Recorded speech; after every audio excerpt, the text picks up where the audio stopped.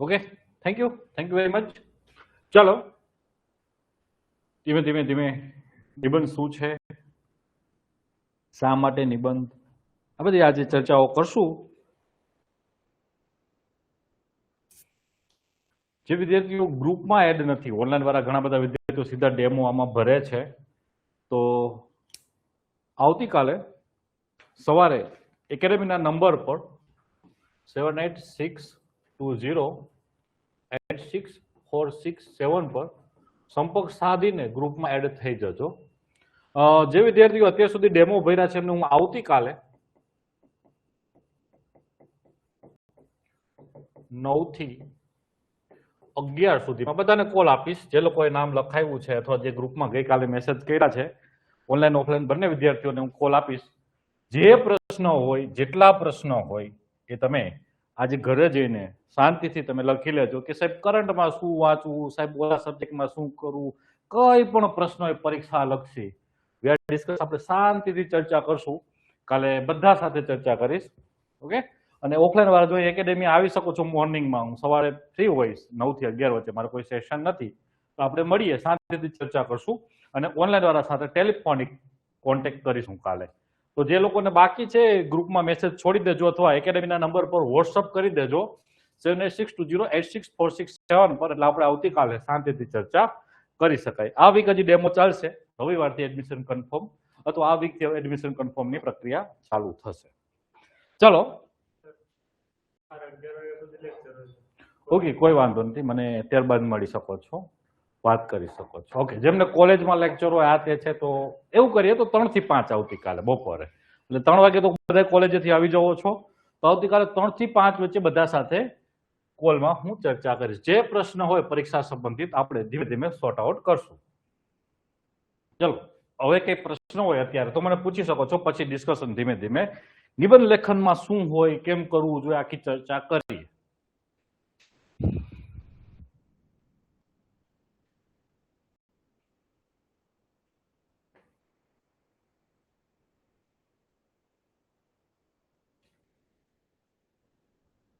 ચલો, ઓનલાઈન વિદ્યાર્થી મિત્રો કઈ પણ પ્રશ્ન હોય મને પૂછી શકો છો, નહીં તો આપણે ધીમે ધીમે ડિસ્કશનની શરૂઆત કરીએ. ડિસ્કશન ચાલુ કરીએ.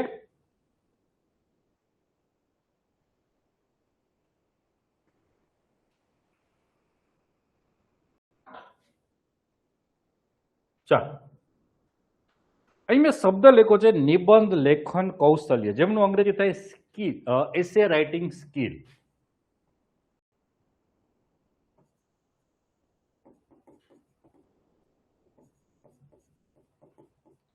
આ ભાગને આપણે પછી ચર્ચા કરીએ છીએ, પેલા થોડી આમના ઉપર ચર્ચા કરીએ. સ્કિલ એટલે શું, કૌશલ્ય એટલે શું? પેલો જ પ્રશ્ન, શું સમજો છો સ્કિલ કે કૌશલ્યથી? સાયકલ ચલાવતા આવડવી એ એક સ્કિલ છે. સ્કૂટી ચલાવતા આવડવી એ એક સ્કિલ છે.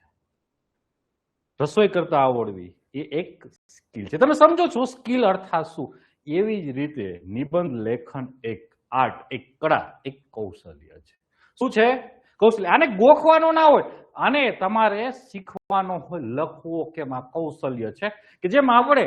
જેમ તમને કહું કે સ્વિમિંગ શીખવું એક કળા છે, સ્વિમિંગ શીખવું એક આર્ટ છે, સ્વિમિંગ શીખવું એક કૌશલ્ય છે, સ્કિલ છે, એવી જ રીતે આ પણ એક સ્કિલ છે, કૌશલ્ય છે. એટલે આને ક્યારેક ગોખવાનો પ્રયાસ કરવો નહીં. તમે ધોરણ 10માં એ જે નિબંધો ગોખતા, ધોરણ 12માં જે નિબંધો ગોખતા, એમાં ગોખીને શીખવાનો નથી. અહીં આપણે કૌશલ્ય તરીકે સ્કિલ ડેવલપ કરવાની છે, તો એના માટે હું તમને પ્રયાસ કરાવીશ. હા, વિચારવું કેમ, કેવી રીતે કામ કરવું, શું શું હોય એ બધું હમણાં હું ચર્ચા કરીશ. તમને આવડી જશે, એકદમ સરળ ભાષામાં આપણે ચર્ચા કરતા જઈએ છીએ.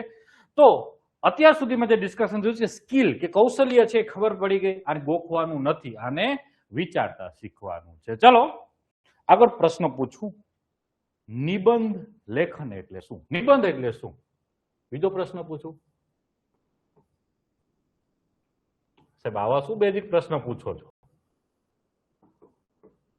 તમારે આવતો નિબંધ ધોરણ 10માં ગુજરાતીમાં આવતો હોય છે, અંગ્રેજીમાં આવતો હોય છે, નિબંધ આવતો ને? તે નિબંધની શું વ્યાખ્યા કરતા?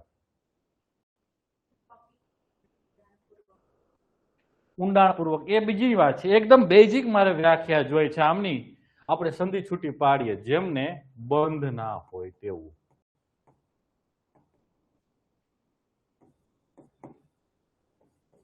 તેમને નિબંધ કહેવામાં આવે છે. શું કહેવામાં આવે છે? નિબંધ. ઓકે, તો ખરેખર આવું હોય. નિબંધનો અર્થ એવો થાય, વ્યાખ્યા એવી થાય કે જેમને કશો જ બંધ ના હોય એ નિબંધ. પણ ખરેખર આવી વ્યાખ્યા થાય છે ખરી? વ્યાખ્યા તો આવી જ થાય છે, પણ લખવાનું આવે તો હોતો નથી. હે, વ્યાખ્યા તો આવી જ થાય કે જેમને કઈ બંધ નથી તેવું એટલે કે નિબંધ. પણ આમ જેમ તેમ કઈ થોડી લખવાનું હોય, થોડાક ટાઈમ આ લખીએ થોડું આમ, એમ નહીં. એમને એક બંધ છે. આપણે એ બંધની અંદર ત્રણ વસ્તુઓ એડ્રેસ કરવાની હશે. ઇન્ટ્રોડક્શન એટલે કે કઈક એમની પ્રસ્તાવના કરવાની છે. બોડી પાર્ટ એટલે કે એમનો મુખ્ય ભાગ લખવાનો છે. અને ત્રીજો ભાગ હોય અહીં બંધની અંદર કન્ક્લુઝન, અર્થાત સારાંશ લખવાનો હોય. આવા બંધ તો બાંધવાના છે, પણ જેમને કઈ બંધ નથી એવું, અર્થાત એમાં ત્રણ વસ્તુઓ તમારે આવશે. મૌલિકતા, મૌલિકતાનો કોઈ બંધ નથી.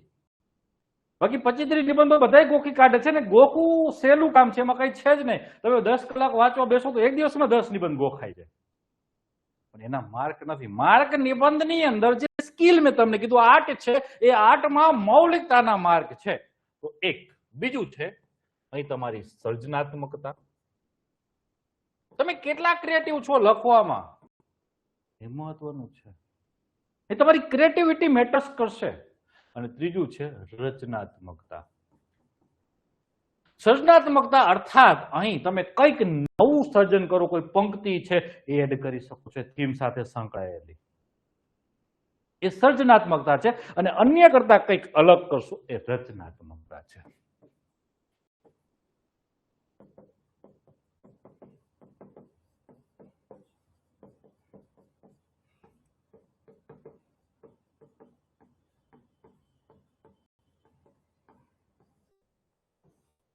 તો આ બંધ નથી કેમને? મૌલિકતાના. બંધ નથી કેમને? સર્જનાત્મકતાના. બંધ નથી કેમનું?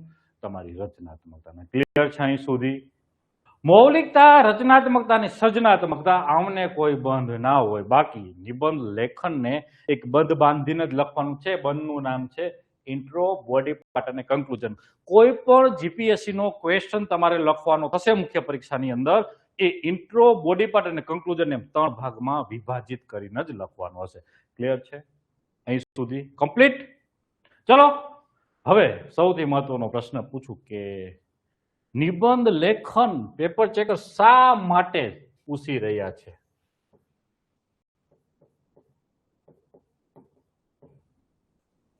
યુપીએસસી અને જીપીએસસી બંને પરીક્ષાની અંદર નિબંધ લેખન છે ગેમ ચેન્જર સબ્જેક્ટ છે. 250 માર્કના 2 નિબંધ આવે. યુપીએસસી માં 2 આવે, જીપીએસસી માં 2 આવે. બંને ગેમ ચેન્જર છે. 2 નિબંધ ગેમ, એટલે કે 250 માર્કનું પેપર છે એ ગેમ ચેન્જર છે. જેમની પાસે નિબંધ લખવાનું કૌશલ્ય સારું છે એ ખૂબ સારા રેન્ક સાથે પાસ થાય છે. તો શા માટે? કેમ પેપર ચેકર ગાંડા તો છે ને, જો ધોરણ 10 માં આવતું તો પાછળ તમને લખાવે, બંધારણ ભણાવે, ચલો કે કાયદો ભણાવે, એવું તો નહીં ભણાવતા. કાયદો તમને બંધારણ ભણાવે છે અને નિબંધ તમારી પાસે લખતા શીખવાય છે. કેમ? શા માટે નિબંધ લેખન? વિચારો. શું? તમે કઈ પણ બોલી શકો છો.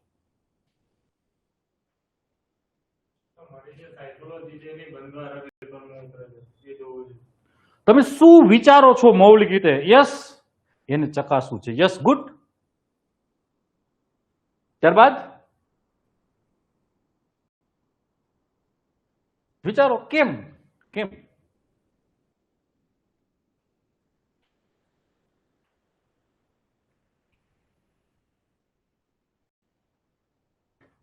શા માટે? તો તમે જે વિચારો છો એને ચકાસવું છે. શું તમારી સાયકોલોજી છે?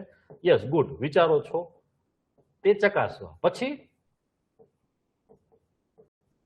સૌથી મહત્વનો પ્રશ્ન કે એક થીમ ઉપર તમે કઈ રીતે વિચારી શકો છો?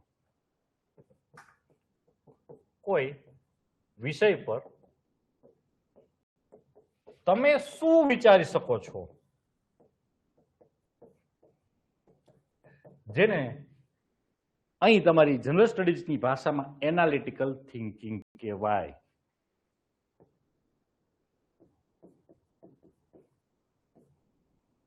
શું કહેવાય? એનાલિટિકલ થિંકિંગ, વિશ્લેષણાત્મક કૌશલ્ય.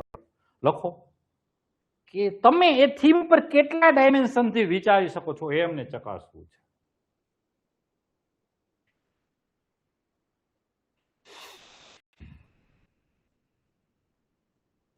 અને સૌથી મહત્વનું, આજના આ ચેટ જીપીટીના જમાનાની અંદર કન્ટેન્ટ, નોલેજ બધા પાસે છે, પણ એ વ્યક્તિ કેટલા ડાયમેન્શનથી કઈ રીતે ક્રિટિકલ થિંકિંગ કરી શકે છે, અલગ અલગ પરિપ્રેક્ષ્યની અંદર વિચારી શકે છે, એ કેટલો મૌલિક છે, કેટલો સર્જનાત્મક છે, કેટલો રચનાત્મક છે, એ ચકાસી શકાય છે. એટલે અહીં આ ચેટ જીપીટીના જમાનામાં વ્યક્તિનું ક્રિટિકલ થિંકિંગ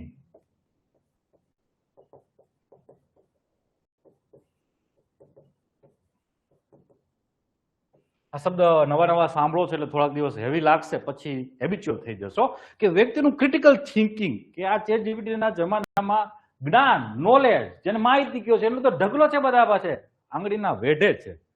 આજે હું તમને ભણાવીશ વુમન એમ્પાવરમેન્ટ ઉપર, ક્યાંય નહીં મળે, તમે જોઈ લેજો.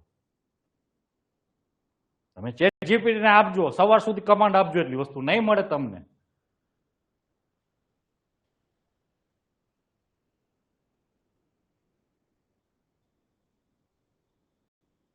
તો અહીં તમારું ક્રિટિકલ થિંકિંગ ચકાસવા માટે શા માટેનો જવાબ છે કે તમે શું વિચારો છો, એ કેટલા ડાયમેન્શનથી વિચારી શકો છો, એવું તમારું એક એનાલિટિકલ થિંકિંગ. ઉપરાંત તમે કેટલું મૌલિક રીતે, સર્જનાત્મક રીતે, રચનાત્મક રીતે વિચારી શકો છો, એ તમારું ક્રિટિકલ થિંકિંગ ચકાસવા માટે નિબંધ લેખન એક પેપર તરીકે, જે ગેમ ચેન્જર પેપર છે, એ તમને પૂછવામાં આવે છે. મેં કેમ મુખ્ય પરીક્ષાનું કામ એ તમને અત્યારથી ચાલુ કરાવી દીધું છે? કારણ કે પ્રિલિમ્સ પાસ કરીને તમને મેન્સ લખવા મળશે, મેન્સ છે તમારું રિઝલ્ટ બનાવશે.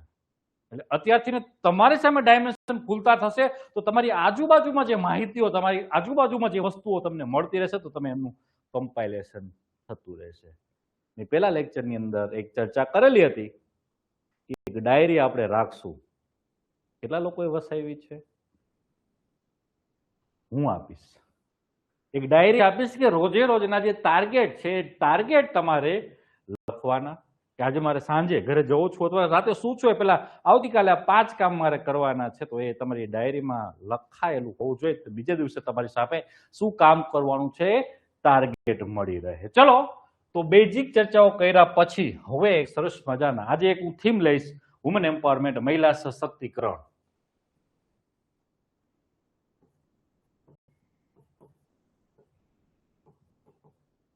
આ તમારી થીમ છે, એની સાથે આપણે નિબંધને કઈ રીતે વિચારી શકાય છે ડાયમેન્શન ખોલતા જશું. તો સૌથી મહત્વનું કે એક આપણે હમણાં ચર્ચા કરી કે બંધ 3 પ્રકારના બાંધવામાં છે. એમાં પહેલો બંધ છે ઇન્ટ્રોડક્શન, જેને ગુજરાતીમાં પ્રસ્તાવના કહેવાય. નિબંધની અંદર જ્યારે 10-15 હજાર વિદ્યાર્થીઓના પેપર ચેક કરવાના હોય, નિબંધની કોઈ પણ જગ્યાએ જે લખાયેલું છે, 10-15 હજાર વિદ્યાર્થીની જ્યારે વસ્તુઓ ચકાસવાની હોય, ત્યારે પ્રસ્તાવના છે એ તમારું આગળની વસ્તુ વાંચાશે કે નહીં એ નક્કી કરશે. એટલે પ્રસ્તાવના તમારી હટકે થવી જોઈએ. કેવી થવી જોઈએ? ધી બેસ્ટ હટકે થવી જોઈએ. લખો, પ્રસ્તાવના હંમેશા હટકે થવી જોઈએ. અને મારી પાસે ભણેલા અત્યાર સુધીમાં 500 વિદ્યાર્થીનું પેપર જોઈને કહી દઉં કે મારા જ વિદ્યાર્થીનું પેપર છે. કારણ કે પ્રસ્તાવના હું અલગ તારવી શકું. અમુક શબ્દ છે તે મને ખબર પડી જાય કે આ મારો જ વિદ્યાર્થી છે. તો અહીંયા હજારોની કોપીઓમાં તમારું પેપર અલગ પાડવું છે, અને પેપર ચેકરને રુચિ કે આગળ 10, 12, 15 પેજમાં તમારે જે નિબંધ લખાયેલો છે ચેક કરાવવો છે, એ ચેક કરાવવામાં સૌથી મહત્વની જે વસ્તુઓ છે, જેમનું નામ છે પ્રસ્તાવના, ઇન્ટ્રોડક્શન.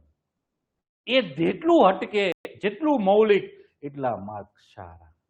તો આની પદ્ધતિઓ છે પ્રસ્તાવનાની, લખતા જાઓ કઈ કઈ રીતની પ્રસ્તાવના થઈ શકે. એક, વ્યાખ્યા.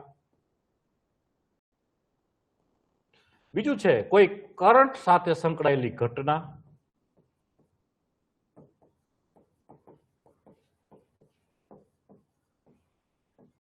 ત્રીજું છે ઐતિહાસિક પરિપ્રેક્ષ્ય, ઇતિહાસની કોઈ ઘટના,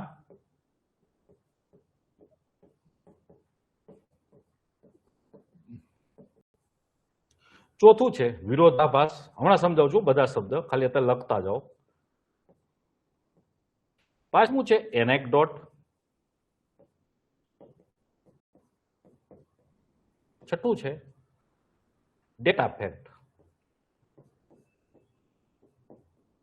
અને છઠ્ઠું છે સાતમું છે પ્રશ્નો પૂછીને. તમારી જે થીમ છે ને પ્રશ્ન પૂછીને. ઇન્ટ્રોડક્શનની પદ્ધતિઓમાં એક વ્યાખ્યા લક્ષી હોય, એક કરંટ લક્ષી હોય, એક ઐતિહાસિક પરિપ્રેક્ષ્ય લક્ષી હોય, એક વિરોધાભાસ લક્ષી હોય, એક એનેક્ડોટ લક્ષી હોય, એક ડેટા ફેક્ટ લક્ષી હોય અને એક પ્રશ્નો લક્ષી છે. આવી અલગ અલગ મેથડોથી ઇન્ટ્રોડક્શન કરી શકાય છે. આટલું લખાય છે એટલે આપણે આગળ ચર્ચા કરીએ.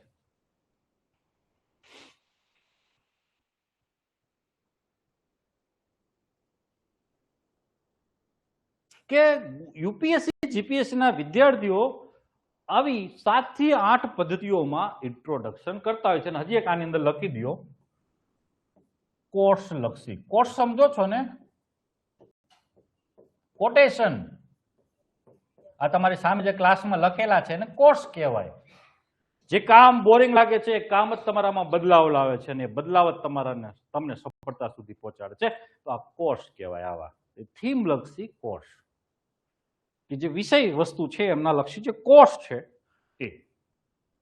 તો આવી અલગ અલગ પદ્ધતિઓથી યુપીએસસી જીપીએસસી ના એસ્પાયરન્ટ ટોપર્સ કરતા હોય છે. વ્યાખ્યા લક્ષી એટલે કે જે થીમ આપી છે એની વ્યાખ્યા કરવાની. એ તો આવડે ને, એકદમ સરળ વસ્તુ છે. બધા કરે છે તો આપણે કરવાનું નહીં. કારણ કે આ કોમ્પિટિટિવ ફિલ્ડ છે, જે બધા કરે છે એનાથી કંઈક હટકે, કંઈક યુનિક, કંઈક ઇનોવેટિવ કરવાનું છે, એમના માર્ગ છે. તો બધા કરે છે વ્યાખ્યા લક્ષી. સાદી સરળ સીધી છે કે બધા એમની વ્યાખ્યા કરીને શરૂઆત કરી દે છે. તો આપણે કરશું નહીં, કારણ કે આપણે બધાથી અલગ પડવાનું છે. ત્યારબાદ કરંટ સાથે સંકળાયેલી કોઈ ઘટના હોય, કોઈ ડેટા હોય, કોઈ ફેક્ટ હોય તો એની સાથે કરી શકાય છે. પરંતુ જેમ તમે આવનારા સમયમાં કરંટ અફેર્સ વાંચશો, તમારા મગજની અંદર એ ઘટના સાથે સંકળાયેલી પહેલી જ વસ્તુ સ્ટ્રાઇક શું થાય? કરંટ. તો બધા વિદ્યાર્થીઓને શું સ્ટ્રાઇક થાય? કરંટ. તમે કોઈ એવા ભગવાન તો છો ને કે તમને સીધું કઈ અલગ સાયકોલોજી સરેરાશ 98-99% છોકરાઓની સરખી જ હોય. તો પહેલી સ્ટ્રાઇક અત્યારે હું એમ કહું કે વુમન એમ્પાવરમેન્ટ. તો તમે અત્યારે કરંટ સાથે શું જોડો? શું અત્યારે ચર્ચામાં તમને કરંટમાં છે? તમે હજી નથી વાંચતા, પણ જે છોકરો વાંચતા હશે એને પૂછો તો એ શું જોડ કરશે? વિચારો શું જોઈન કરે તે, શું એની સાથે એડ કરશે? તમારા રાષ્ટ્રપતિ દ્રૌપદી મુર્મુ કરે ને, છે ને અત્યારે કરંટમાં છે ને. તો બધા છોકરાઓ લખે, કારણ કે એ બધું વારંવાર બુકોની અંદર વાંચવામાં આવે, બુકીસ વાતો છે. તો આપણે આને પણ અડશું નહીં, આને અંદર લખશું બોડી પાર્ટની અંદર. હવે ઐતિહાસિક પરિપ્રેક્ષ્યમાં કાંઈ ના આવડે તો ઐતિહાસિક, કારણ કે તમે ઇતિહાસ વાંચેલો હશે એટલે ઇતિહાસ સાથે લિંક કરી શકો છો. આ પણ બધા છોકરાઓ કરે છે એટલે આપણે કરશું નહીં. તો સાહેબ હવે તમે ના જ પાડતા જાઓ છો, ના જ પાડતા જાઓ છો. ચાલો, વિરોધાભાસ, પેરાડોક્સિસ એટલે શું સમજાવો.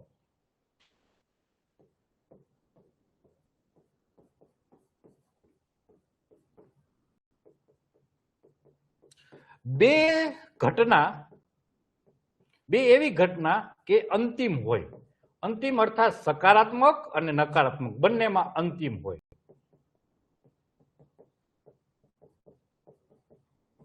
તો સમજાવું તમને કે મહિલા સશક્તિકરણ બાબતે તમારે લખવું હોય તો અત્યારે બે એવી ઘટનાઓ તમે બતાવી શકો કે એક કે બે એવી ઘટનાઓ તમે લખો કે એક બાજુ દેશના પ્રથમ વ્યક્તિ તરીકે બિરાજમાન મહિલા છે રાષ્ટ્રપતિ દ્રૌપદી મુર્મુ, તો બીજી બાજુ આજે પણ એ પિતૃસત્તાત્મક સોસાયટીની અંદર, સમાજની અંદર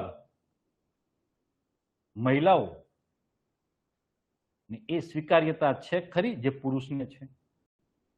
આજે પણ એવી વારંવાર ઘટનાઓ ઘટે છે, અંધશ્રદ્ધામાં ઘટનાઓ ઘટે છે કે પુરુષ બાળકને લાવવા માટે સ્ત્રીઓની બલિ દેવામાં આવે છે, માનવ બલિ દેવામાં આવે છે. ગયા વર્ષનું ઉદાહરણ છે દાહોદની ઘટના, ત્યારબાદ 2 વર્ષ પહેલા જસદણની ઘટના. તો બધું તમે કરંટ વાંચતા હશો એટલે લિંક કરશો. તો આ વસ્તુઓ પણ કરી શકાય છે, આ કરી શકાય છે. તો આવા બે સામસામે ઘટનાઓ મૂકીને એક સકારાત્મક ઘટના સામે નકારાત્મક ઘટનાઓ બતાવીને તમારે ઇન્ટ્રોડક્શન કરી શકાય છે. સમજાય છે? ના સમજાતું તો પૂછો, હજી બીજી ઘટનાથી સમજાવું. ઓનલાઈન વાળા વિદ્યાર્થી મિત્રો સમજાય છે અહીં સુધી જે મેં ચર્ચા કરી છે કે આપણે જે કામ કરવાનું છે એની અંદર આપણે વિરોધાભાસ કરી શકાય છે. હવે આવીએ એનેક્ડોટ. અમારી મનગમતી સૌથી ફેવરિટ પદ્ધતિ છે. એનેક્ડોટ એટલે શું પેલા ચર્ચા કરીએ કે એ વિષય સાથે સંકળાયેલી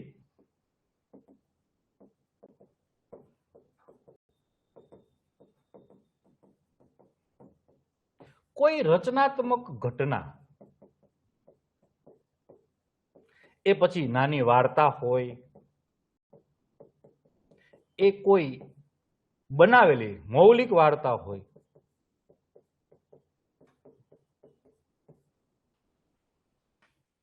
તો આ બધી વસ્તુ તમે એનેક્ડોટમાં, કોઈ સંવાદ હોય કે બે વ્યક્તિનો સંવાદ તમે મૂકી શકો છો. સંવાદ સમજો ને, ડાયલોગ તમારે આવતો ને ધોરણ 10 માં ભણવામાં, ડાયલોગ, સંવાદ હોય, આ બધી જ વસ્તુઓ તમે એનેક્ડોટમાં મૂકી શકો છો. પંચતંત્રની વાર્તાઓ હોય,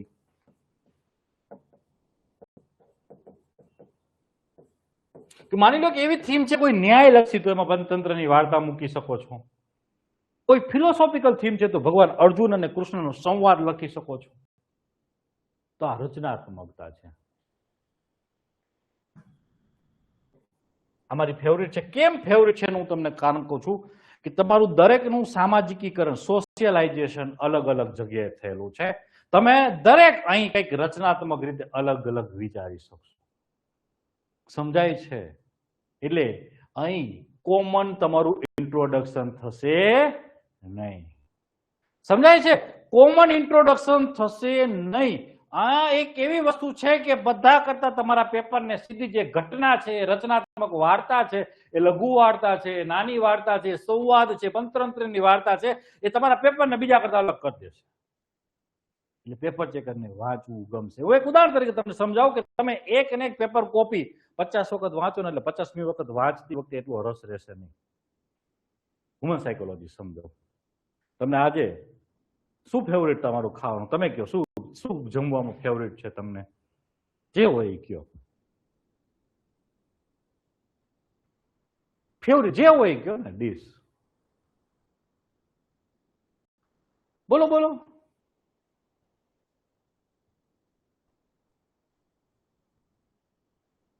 મારે તો બાજરીનો રોટલો છે, તમારે શું છે કયો મને.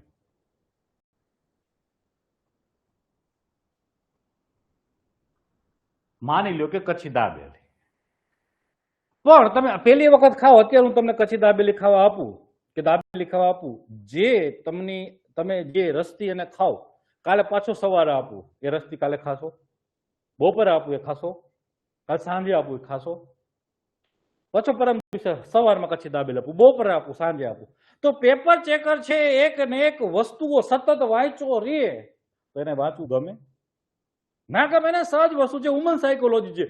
તમને એવી કંઈક વસ્તુ કે જેવી તમને અઠવાડિયું સુધી ભાખરી શાક ખાધું અને અઠવાડિયે રવિવારે એમ થાય કે આજે કંઈક ચલો ચેન્જ કરીએ ટેસ્ટ, તો આપણે એ ટેસ્ટ ચેન્જ કરવાનો છે. અને એ તમારું રેગ્યુલર જે ફૂડ છે એના કરતા તમારો ટેસ્ટ ચેન્જ થાય. જે ફૂડ છે તમારો ડોપેમાઇન છે વધારશે. વી આર ડિસ્કસ, આપણે આગળ ક્યારેક ચર્ચા કરશું ડોપેમાઇનની શું જરૂરિયાત છે, એ બધી ચર્ચાઓ હું તમારી સાથે કરતો રહીશ. હ્યુમન સાયકોલોજી મને ગમતો વિષય છે, હું તમારી સાથે ચર્ચાઓ કરતો રહીશ. તો એ ડોપેમાઇન ચેન્જ કરવાની વાત છે. પેપર ચેકરને સીધી ચાલો થોડીક ચર્ચા કરી દઉં છું, ડોપેમાઇન તમને સમજાઈ જ જાય.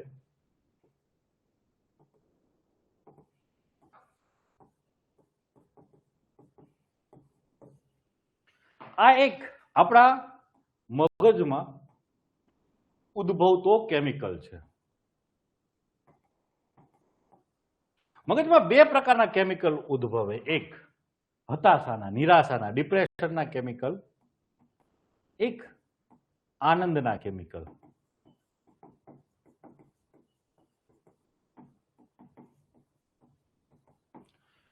તો જે આનંદના કેમિકલ છે કે માણસને મોજ કરાવે, આનંદ કરાવે, ખુશ રાખે, સુખી રાખે, એ કેમિકલ આનંદના કેમિકલ.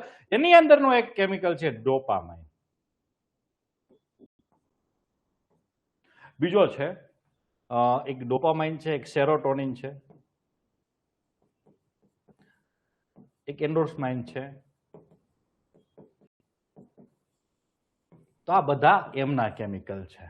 ડોપામાઇન અર્થાત એવો કેમિકલ જે આનંદનો કેમિકલ કહેવાય. કેવો કેમિકલ કહેવાય? આનંદનો. તો આ ડોપામાઇન ત્યારે પેપર ચેકરને રિલીઝ થાય, મજા આવે તો માર્ક મળે. અત્યારે ખાલી આટલું યાદ રાખો, ક્યારેક આપણે ચર્ચા કરશું. લખી નાખો લખવા હોય તો, બાકી આમાં કઈ હોતું નથી.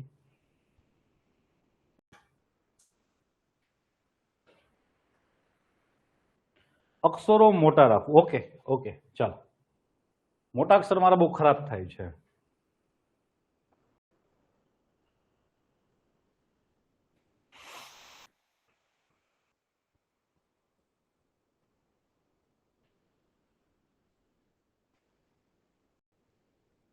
તો આ જે છે આનંદના કેમિકલો રિલીઝ થાય. રનિંગ કરીને આવો, એન્ડોર્ફિન રિલીઝ થાય. તમે 1 કલાક સતત ચાલીને આવશો ને મોજ આવી જશે, થાક નહીં લાગે. એક જાત સાથે એકલા એક્સરસાઇઝ કરીને આવશો, એન્ડોર્ફિન અને સેરોટોનિન રિલીઝ થાય. એવો છે એક પ્રેમનો કેમિકલ છે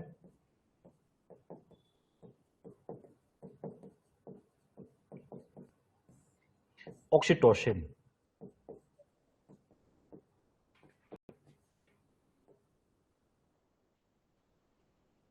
કે આ બધા બે વચ્ચે સંતુલન થવું જોઈએ માણસને. આ વધુ ન થઈ જવા જોઈએ, આ વધુ ના થઈ જવું જોઈએ, બેલેન્સમાં ચાલવું જોઈએ. આ વધુ થઈ જાય તો એન્ઝાયટી, પછી ડિપ્રેશન આવે, અને આ વધુ થઈ જાય તો ગાંડા થઈ જાય. બે બેલેન્સમાં રહેવું જોઈએ. અમુક નથી બહુ મોજમાં આવી જાય તો પ્રોપર્ટીઓ દાન કરી દે, બસ આ એ બધી વસ્તુ બહુ વધી જાય ને ત્યારે બધું થાય. એટલે સંતુલનમાં રહેવા જોઈએ.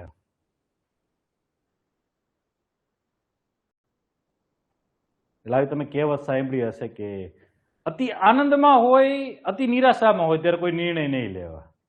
સંતુલનમાં તમે એક સજાગ અવસ્થામાં નિર્ણય લઈ શકો છો. તો અહીં પેપર ચેકરનો ડોપામાઇન લેવલ વધારવાનું છે, તો એ કંઈક અલગ મળશે તો એને વધશે. સમજાઈ ગયું? તો આપણે એ અલગ આ વસ્તુ ત્યાં આપી શકાય છે. નાની વાર્તા, પંચતંત્રની વાર્તા. હવે તમે વાંચવા બેસો છો, અથવા એક નાનકડી બુક પંચતંત્રની લઈ લેવાની, રોજ એક વાંચવાની મજા આવશે. વાર્તાઓ વાંચવાની તો કેને મજા ના આવે? તો એ તમને જેમ વાંચવાની મજા આવે વાર્તા, એમ પેપર ચેકરની વાર્તા વાંચવાની મજા જ આવે. તો લખી દો. એટલે હું ના પાડું છું કે ડેટા ફેક્ટ, જેમ તમને ડેટા આંકડાઓ ગોખવા કંટાળાજનક લાગે છે, એમ પેપર ચેકરને વાંચવા કંટાળાજનક લાગે છે. એટલે આપણે અહીં ઇન્ટ્રોડક્શન આંકડાઓથી કરશું નહીં. અને હવે વાત આવે કોર્સ. સુવાક્યો. તમને મોટિવેશન કોણ પૂરું પાડે? સુવાક્યો. તમે એવા વાક્યો, સુવાક્યો, પ્રેરણાદાયક વાક્યો વાંચો એટલે તમને મોટિવેશન આવશે. તો પેપર ચેકરની ઇમ્પ્રેસ એ સુવાક્યોથી કરી શકાય છે. તો આ પણ કરવું. અને પ્રશ્ન, એ થીમ સાથે પ્રશ્ન પૂછીને શીખવું છું કેવી રીતે પ્રશ્ન પૂછવાના છે. તો મોટા ભાગના છોકરાઓ જે જીપીએસસી યુપીએસસી ની તૈયારી કરે છે, મેન્સ લખે છે, આમાંથી એકાદી પદ્ધતિથી ઇન્ટ્રોડક્શન કરે. કા વ્યાખ્યાલક્ષી કરે, કા કરંટ લક્ષી કરે, કા ઐતિહાસિક પરિપ્રેક્ષ્ય લક્ષી કરે, કા વિરોધાભાસ લક્ષી કરે, કા એનેક્ડોટ લક્ષી કરે, કા ડેટા ફેક્ટ લક્ષી કરે, કા પ્રશ્ન લક્ષી કરે, કા કોર્સ લક્ષી કરે. એક તો આપણે 3 વસ્તુ, એના કરતા આપણા પેપરને યુનિક કરવા માટે આપણે 3 વસ્તુ. પહેલી કોટેશન, બીજી એનેક્ડોટ, અને ત્રીજી પ્રશ્નો. 3 વસ્તુ સમજાવું છું કે આવી એક સંયુક્ત ત્રિપુટી ભેગી કરીને લખીએ. ત્રણેયનો સુભગ સમન્વય સાધીને તો લખો. મારે ઇન્ટ્રોડક્શનમાં હું 3 પદ્ધતિ ભેગી કરીશ. એક પદ્ધતિનું નામ છે કોર્સ પ્લસ એનેક્ડોટ પ્લસ તમારે ક્વેશ્ચન પૂછવાના છે, પ્રશ્ન. અહીંયાથી ઇમ્પ્રેસ કરી શકાય છે, અહીંથી વાંચવામાં રુચિ પાડી શકાય છે, અને અહીંથી મુખ્ય ભાગ બોડી પાર્ટમાં શું લખવાના છો એક જિજ્ઞાસા પેદા કરી શકાય છે.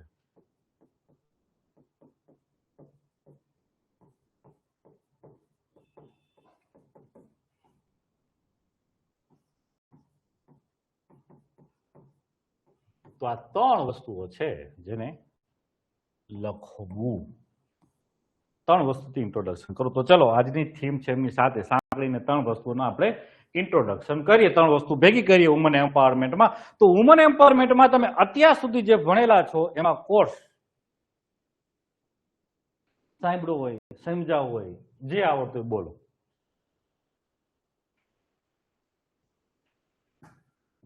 કયો મને, કોઈ પણ બોલો. તમે તો સ્ત્રી છો, તમને તો તમારા માટે કંઈક બોલતા આવડવું જોઈએ. બોલો.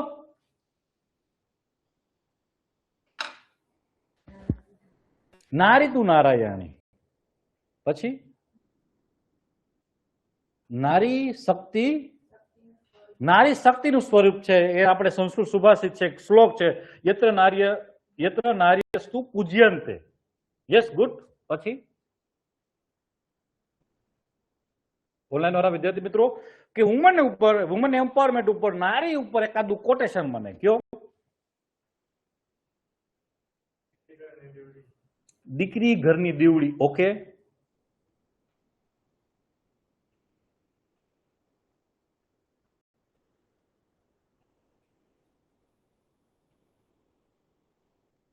ચલો કયો, વિચારો. ચેટ જીપીટી કરો, છૂટ છે, કરો, કોઈ વાંધો નથી. વિચારો, લાવો, વિચારતા શીખો. એનો મદદ કરવાનો છે માહિતીને વિચારતા શીખવા માટે. કરો, ચેટ જીપીટી કરો, વિકીપીડિયા કરો. ચલો વિચારી મને કયો સારા કોટેશન. હું આમ જ ભણાવીશ, જોડે જોડે તમને પ્રવૃત્તિ કરાવતો રહીશ.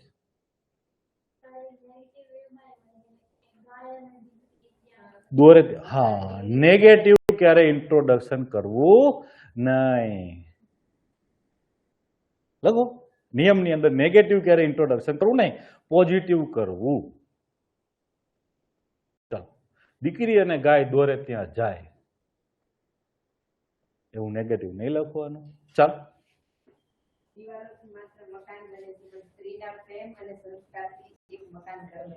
ઓકે, દિવાલોથી માત્ર ઘર બને છે. અહીં ખાલી ઘર બનાવવાની વાત નથી, મારે 360 ડિગ્રી મોટો બ્રોડ સેન્સની અંદર વુમન ઉપર આખું જોઈએ છે.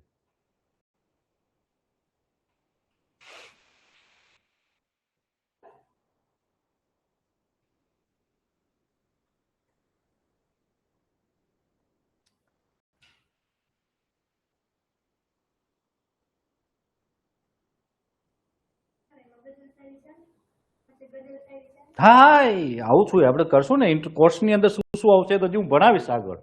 હજી ક્યાં પૂછું, બોલો.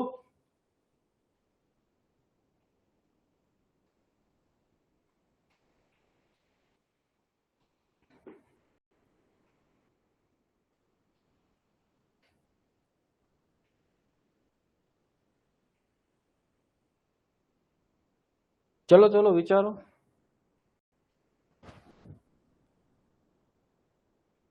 વિદ્યાર્થી મિત્રો મોર્શી પટેલ, સોનુ, મનદીપ, ચલો કયો મને કોટેશન.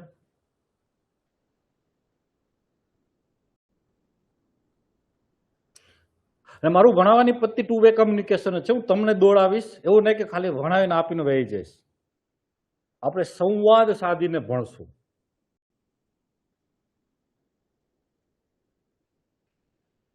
નેક્સ્ટ ટાઈમ હું જ્યારે ભણાવવા આવીશ ત્યારે તમને થીમ આપીશ કે મારે આ નિબંધ ભણાવવો છે. તમે એની અંદર તમારી રીતે રિસર્ચ કરીને આવજો.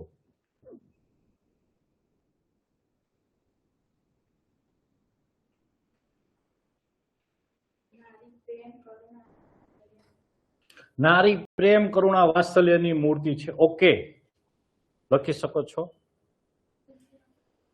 નારી તુલસીનો ક્યારો.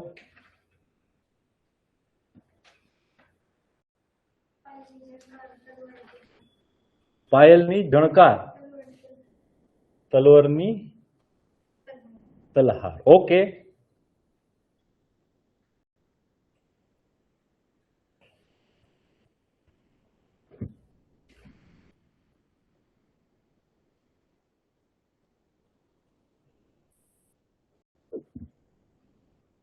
જો જીપીએસસી વાળા છોકરા આવું લખતા હોય છે કે એક સ્ત્રીને એક પુરુષને ભણાવશો તો એક વ્યક્તિને ભણાવશો, એક સ્ત્રીને ભણાવશો તો બે પરિવારને ભણાવશો, આવું લખે. If woman educate then society educate, આવું લખે છે મોટા ભાગના, પણ હું એવું લખાવીશ નહીં. આપણે લખશું ક્યાંક આવશે તો લખો કે સર્જનહારને જ્યારે સર્જનહાર અથવા આ સૃષ્ટિનું જે સર્જન કરનાર છે વ્યક્તિ, એ પણ સર્જનહારનું પ્રતીક છે અને સ્ત્રી પણ સર્જનનું પ્રતીક છે. તો મારે જે પોઝિટિવ વાત કરવી છે કે હું વુમન એમ્પાવરમેન્ટમાં માનું છું, હું કોઈ પ્રિજુડાઇસીસ, હું કોઈ એવા પૂર્વાગ્રહો ધરાવતો નથી કે મને મહિલાઓથી તકલીફ હોય, તો હું એવા એક જ કોટેશનની અંદર ઇમ્પ્રેસ કરી દઉં. તો લખું કે સર્જનહારને જ્યારે પોતાની જ જાતનું આબેહૂબ સર્જન કરવાની ઈચ્છા થઈ હશે ત્યારે એમને સ્ત્રીનું સર્જન કર્યું હશે. કે સર્જનહારને જ્યારે પોતાની જાતનું, પોતાની પ્રતિકૃતિનું આબેહૂબ સર્જન કરવાની ઈચ્છા થઈ હશે ત્યારે એમનું સ્ત્રીનું સર્જન કર્યું હશે.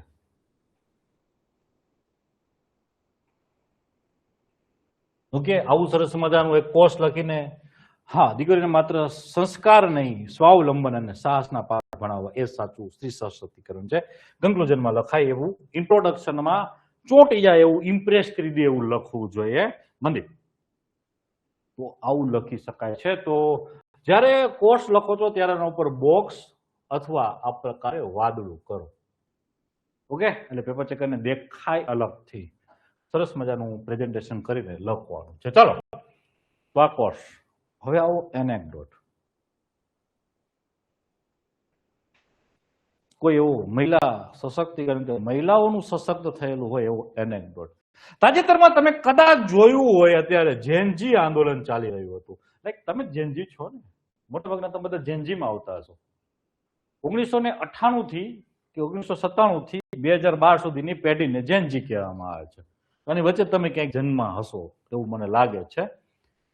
નહીં હોય કોઈ મારી ઉંમરનું તો હવે જેન આલ્ફા વાળું, નહીં સોરી મિલેનિયન વાળું, તમારા પછી જેન આલ્ફા છે, હવે જેન બીટા અત્યારે 2025 થી જેન બીટા. તો એનેક્ડોટમાં હું આ જેનજી આંદોલનને જોઈ રહ્યો હતો. આમ ગાંધીવાદી વ્યક્તિ હોવાના નાતે મને આંદોલન બહુ આકર્ષે, એટલે હું આંદોલનને બહુ નજીક બારીકાઈથી ઓબ્ઝર્વેશન કરતો. તો મેં ઓબ્ઝર્વેશનની અંદર સરસ મજાની એક વાત ઓબ્ઝર્વ કરી છે. કદાચ બહુ ઓછા લોકો અહીંયા સુધી પહોંચ્યા છે. બાકી સામાન્ય લોકો તો કેવું ઓબ્ઝર્વ કરે કે એ ગાળો બોલતા હતા, ગાળો લખતા હતા, ગાળો વાયરલ કરતા હતા ને. It's okay, it's okay. એ તો દરેક વ્યક્તિ, દરેક પેઢીને એક એક્સપ્રેસ થવાની પોતપોતાની મેથડ છે, રીત છે. અને દરેક પેઢીને એવું જ લાગે છે કે અમારા પછીની જે નવી પેઢી છે વંઠેલ છે. ઇટ્સ ઓકે, પણ હું એમાં નથી. મેં એક સરસ મજાની વાત ઓબ્ઝર્વ કરી કે લગભગ છેલ્લા હું 10 વર્ષથી એક જાગૃત નાગરિક તરીકે, એટલે કે 2015-16 થી આંદોલન ઓબ્ઝર્વ કરી રહ્યો છું. એ આંદોલનની અંદર મેં પાટીદાર અનામત આંદોલન જોયું. એ આંદોલનની અંદર મેં એક આંદોલન, ખેડૂતોનું આંદોલન જોયું. એક આંદોલનની અંદર 2019-20નું એક ખેડૂતોનું આંદોલન ઓબ્ઝર્વ કર્યું હતું. મેં આંદોલનની અંદર એક શીખ કમ્યુનિટી વાળું જોયું, પછી જાટ કમ્યુનિટી રિઝર્વેશન વાળું આંદોલન હતું, મરાઠા કમ્યુનિટીનું રિઝર્વેશન વાળું આંદોલન હતું.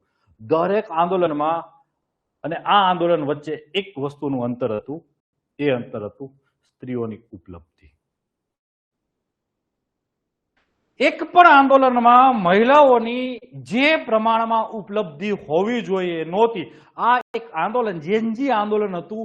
એ આંદોલનનું ઓબ્ઝર્વેશન એવું હતું મારું કે સપ્રમાણમાં, એટલે કે જેટલા છોકરાઓ આંદોલન કરી રહ્યા હતા સરકાર વિરોધમાં શિક્ષણ માટે, એટલી સામે, એટલી જ એ સમપ્રમાણમાં મહિલાઓ એ જ અભિવ્યક્તિની સાથે, એ જ ક્રિએટિવિટીની સાથે, એ જ રચનાત્મકતાની સાથે કરી રહી હતી. તો આ તમે લખી શકો છો, ઇઝ કોલ્ડ એ મહિલા સશક્તિકરણ. આ મહિલા સશક્તિકરણનું પ્રતીક છે. તો લખી દો, જેનજી આંદોલન, મહિલાઓની સંખ્યા.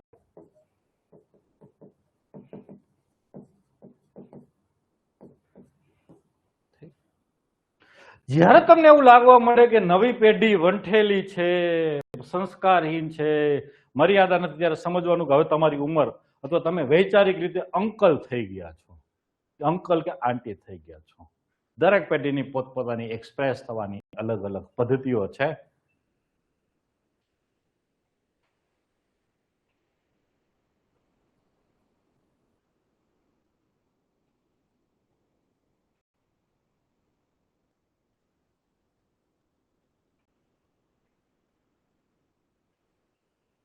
તો હું આ એનેક્ડોટની આની સાથે લિંક કરી દઉં. કેટલો સરસ મજાનો કરંટ વાળો એનેક્ડોટ છે, લખી દો.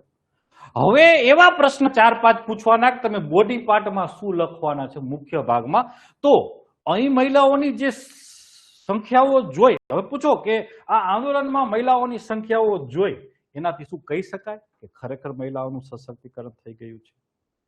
શું બધી જ મહિલાઓને આ અધિકાર છે ખરો? એ ગ્રામીણ અંતરિયાળ વિસ્તારોની મહિલાઓને આટલું જ સશક્તિકરણ થયું છે? નથી થયું તો શા માટે નથી થયું? મહિલાઓ સામે આજે પણ શું પડકારો છે? આવા 4-5 પ્રશ્ન પૂછવા. લોકો શું બધી જ મહિલાઓનું સશક્ત થઈ ગયું છે તો સશક્તિકરણ થઈ ગયું છે?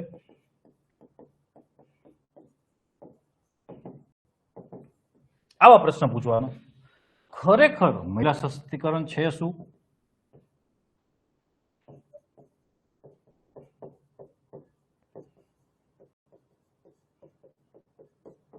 શું છે મહિલા સશક્તિકરણની જરૂરિયાત? શું છે?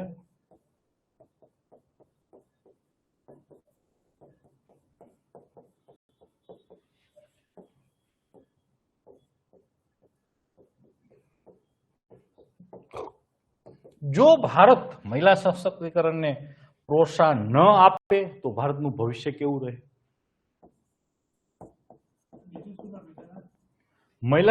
ખરેખર મહિલા સશક્તિકરણ થયું છે? મહિલા સશક્તિકરણ છે શું? મહિલા સશક્તિકરણની જરૂરિયાત શું છે? જો ભારત મહિલા સશક્તિકરણને પ્રોત્સાહન ના આપે, પ્રોત્સાહન ન આપે તો સ્થિતિ શું રહેશે?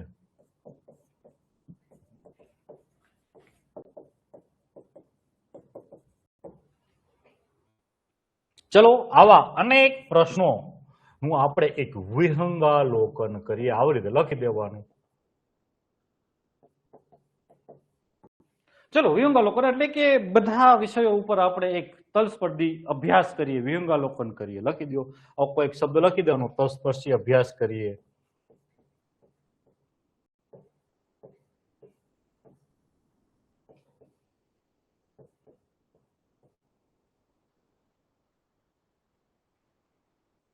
તો આવા 4-5 પ્રશ્નો પૂછાય તો પેપર ચેકરને થાય કે ખરો ને કે આ લાલાએ કે લાલીએ લખ્યું છે શું અંદર, લાવ હું વાંચું. તો એ વાંચવા દરેકના જવાબ શોધવા માટે અંદર વાંચવા જશે.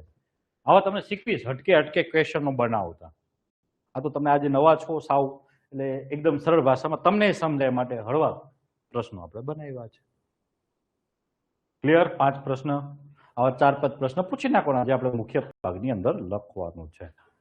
ચલો ઇન્ટ્રોડક્શનમાં શું કરવાનું હોય નિબંધની અંદર કોઈને ના સમજાણું હોય તો મને પૂછો. એક સરસ મજાનો કોર્સ લખવાનો, અને આ કેવો હોવો જોઈએ? મૌલિક હોવો જોઈએ, ગોખાયેલો હોવો જોઈએ નહીં.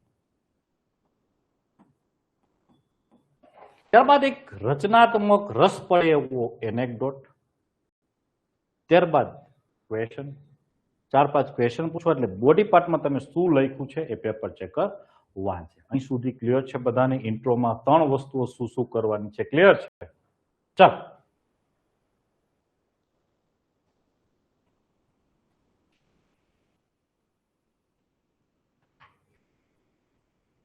હવે ચર્ચા કરીએ મુખ્ય ભાગ.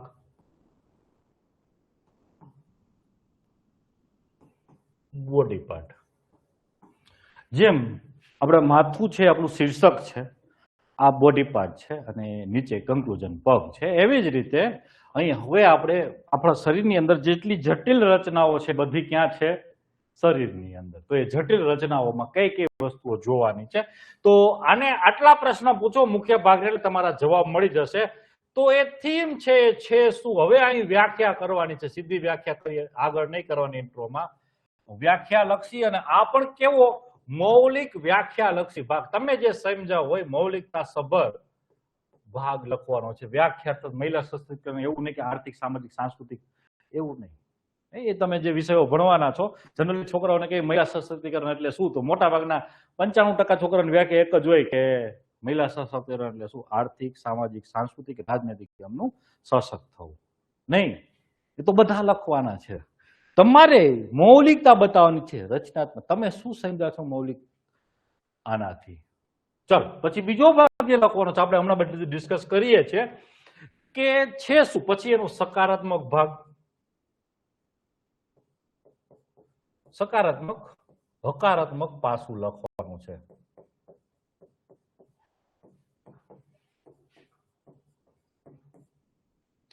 ત્યારબાદ પડકારો શું છે એ લખવાનું છે, પડકારાત્મક પાસું લખવાનું છે.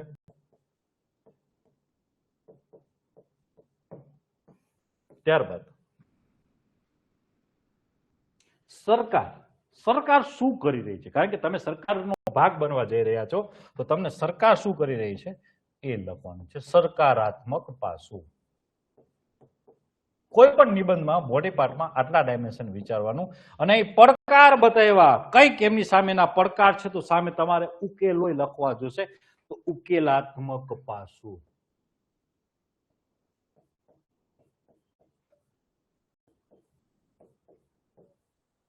આ ઉપરાંત અન્ય ડાયમેન્શન, અન્ય પરિમાણ જે તમે વિચારી શકો.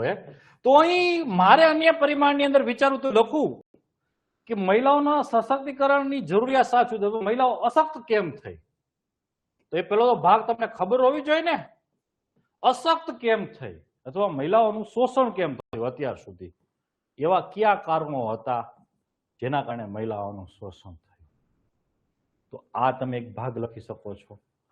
ત્યારબાદ એવા પરિબળોની ચર્ચા કરો કે જે મહિલાઓને, સ્ત્રીને સ્ત્રી બનાવે છે.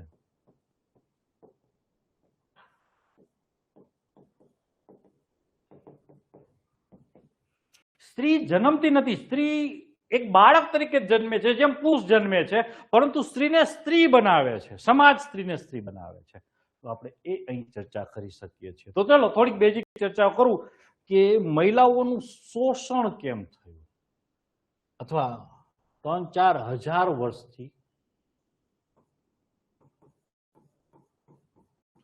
શોષણ કેમ થયું.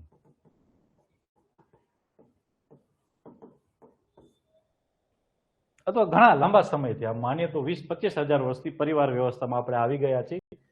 એ પરિવાર વ્યવસ્થાની અંદર કેમ પિતૃસત્તાત્મક સોસાયટી બની, બહાર હતું. સમાજ કેમ પિતૃસત્તાત્મક, કેમ?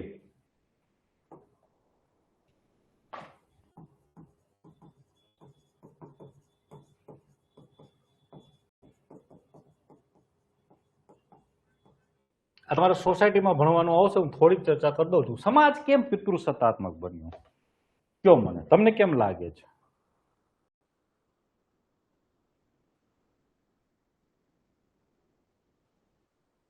જ્યાં વિચારો કેમ બન્યો. હું ક્યારે જજ નહીં કરું, બોલતા શીખો, અભિવ્યક્ત થતા શીખો, તમારો પક્ષ રાખતા શીખો. મને ગમશે, બહુ ગમશે. એવું નહીં વિચારવું સાહેબ શું વિચારશે, સાહેબ કાંઈ નહીં વિચારે. બોલો, કંઈક વિચારશો તો હું વિચારીશ. કારણ કે પહેલાથી જ વ્યક્તિ જે ઘરનું મૂકી હોય તે કમાવા માટે જતો હતો અને કમાઈને લાવતો એટલા માટે. ઓકે, મહિલાઓ પાસે એક વિશેષ શક્તિ છે,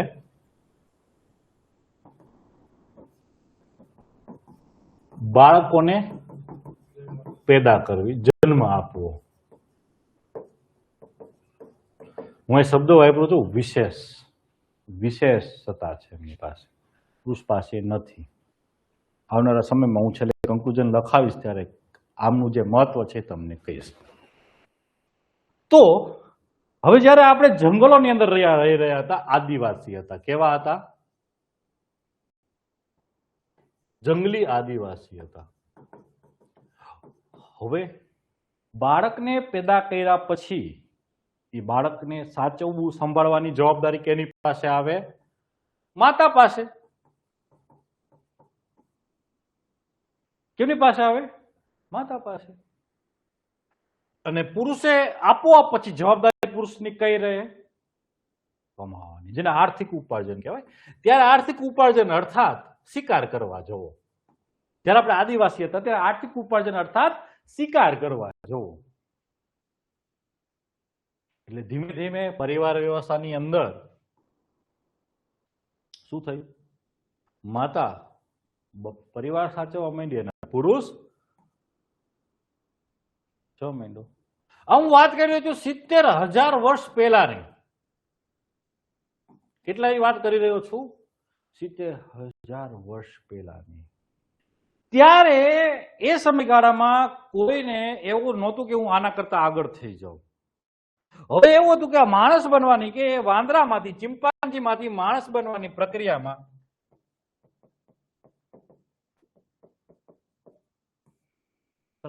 આપણા જેવો, આપણે માણસ જાતને હોમોસેપિયન્સ કહેવાય. શું કહેવાય? હોમોસેપિયન્સ. હું બુક વાંચું છું, સમય મળે ત્યારે હું ચર્ચા કરતો રહીશ.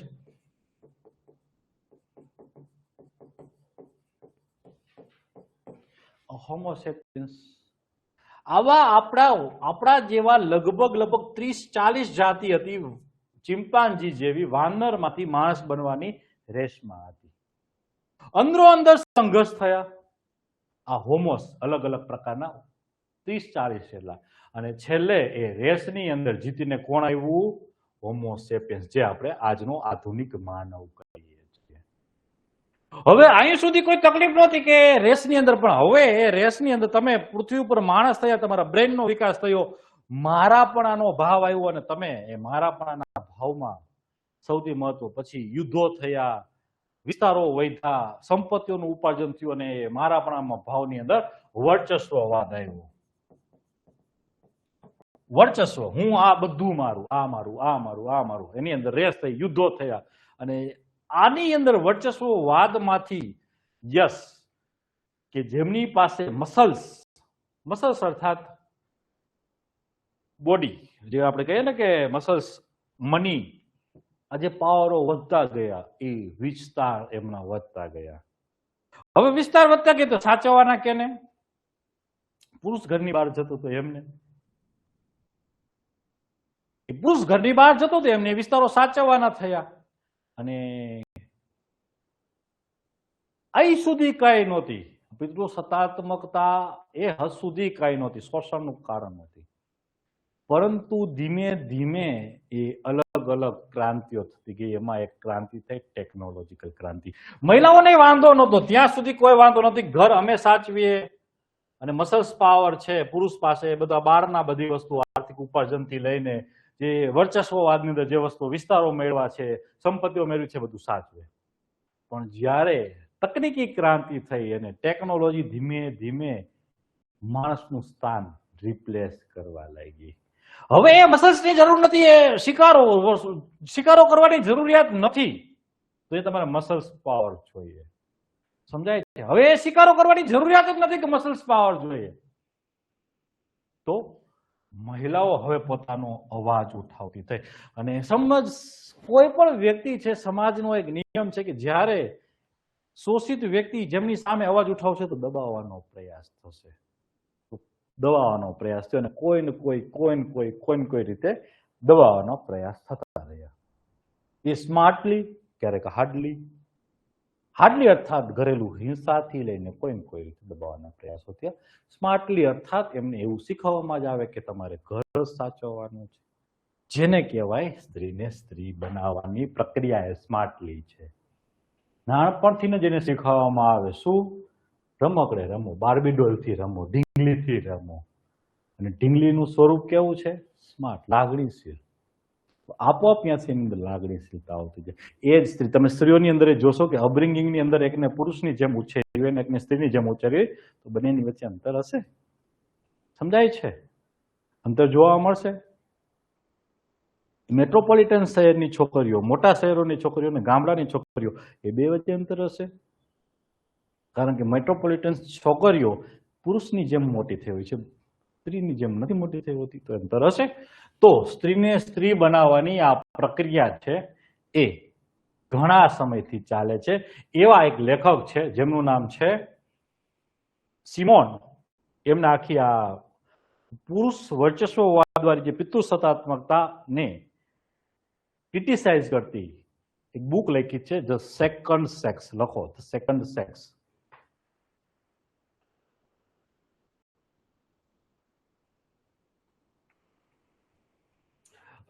મુગલો પ્રાચીન એથી પણ પ્રાચીન અહીં હું વાત 70,000 વર્ષની કરી રહ્યો છું.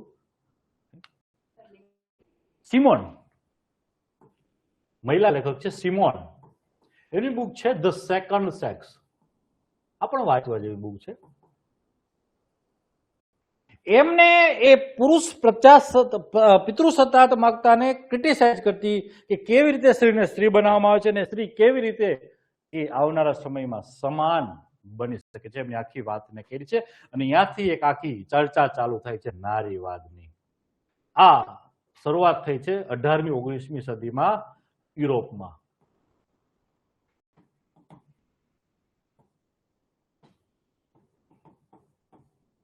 નારીવાદની ચર્ચા ચાલુ થઈ જેને અંગ્રેજીમાં ફેમિનિઝમ કહેવાય. ફેમિનિઝમ.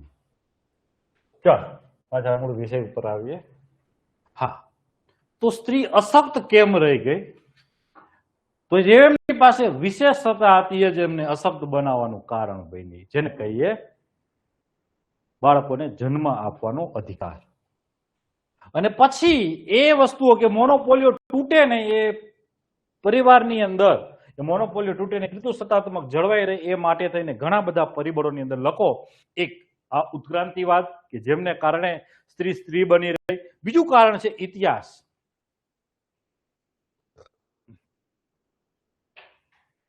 ત્રીજું કારણ છે સમાજ. સમાજે એવા નિયમો ઘડી દીધા સ્ત્રીની આજુબાજુ કે સ્ત્રી એ નિયમોથી નિયમોની બેડીઓ તોડી જ ના શકી. ચોથું કારણ છે આપણી સંસ્કૃતિ. ઉત્ક્રાંતિવાદ.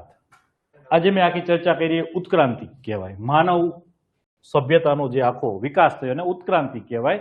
ઉત્ક્રાંતિવાદ. બીજો છે ઇતિહાસ. ઇતિહાસમાં રાજા મહારાજાઓ, પછી મેં તમને કીધું એમ કે આખો માનવ જાતનો ઇતિહાસ છે એ.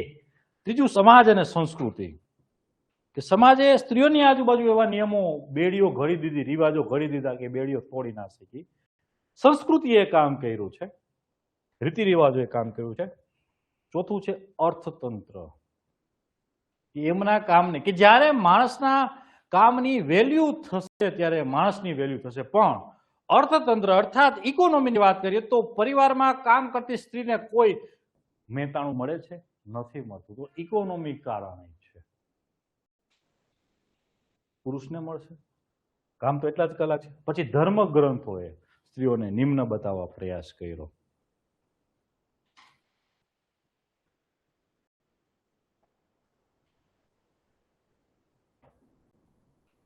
પછી લોકો અને ક્યારેક સ્ત્રી પોતે અને આપણા સાહિત્ય અને છેલ્લે સ્ત્રી પોતે.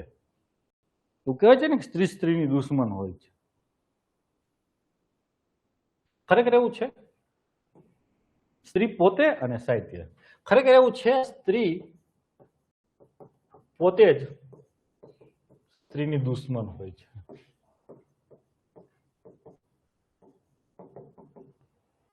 આવું છે ખરું? હા કે ના? હા, ઓકે. ના વાળા છે કોઈ? બધા આમાં? હું એક ના વાળો છું. ઓકે મર્સી, તમે છો ના? કેમ? હા, ઉદાહરણ આપો આપો આપો. યસ, આઈ ગુડ, મને ગમશે.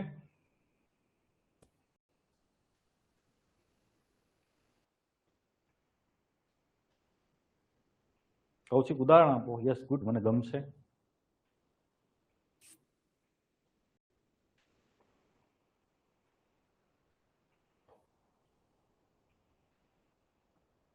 ખરેખર સ્ત્રી સ્ત્રીની દુશ્મન હોય છે ખરી? તમે કહો છો હા, હું પાડું છું ના. નહીં પણ જનરેશન ગેપ પ્રમાણે જે અમુક ઉંમરથી વધુ નહીં ચાલતું. મમ્મી અને દાદી. જે દીકરીની જેટલી એજની છોકરીઓ એકબીજાની દુશ્મન નહીં લાગતી. ઓકે, જૂની પેઢીની છોકરી. Okay, good good. તો એના થોડા કારણોની ચર્ચા કરીએ.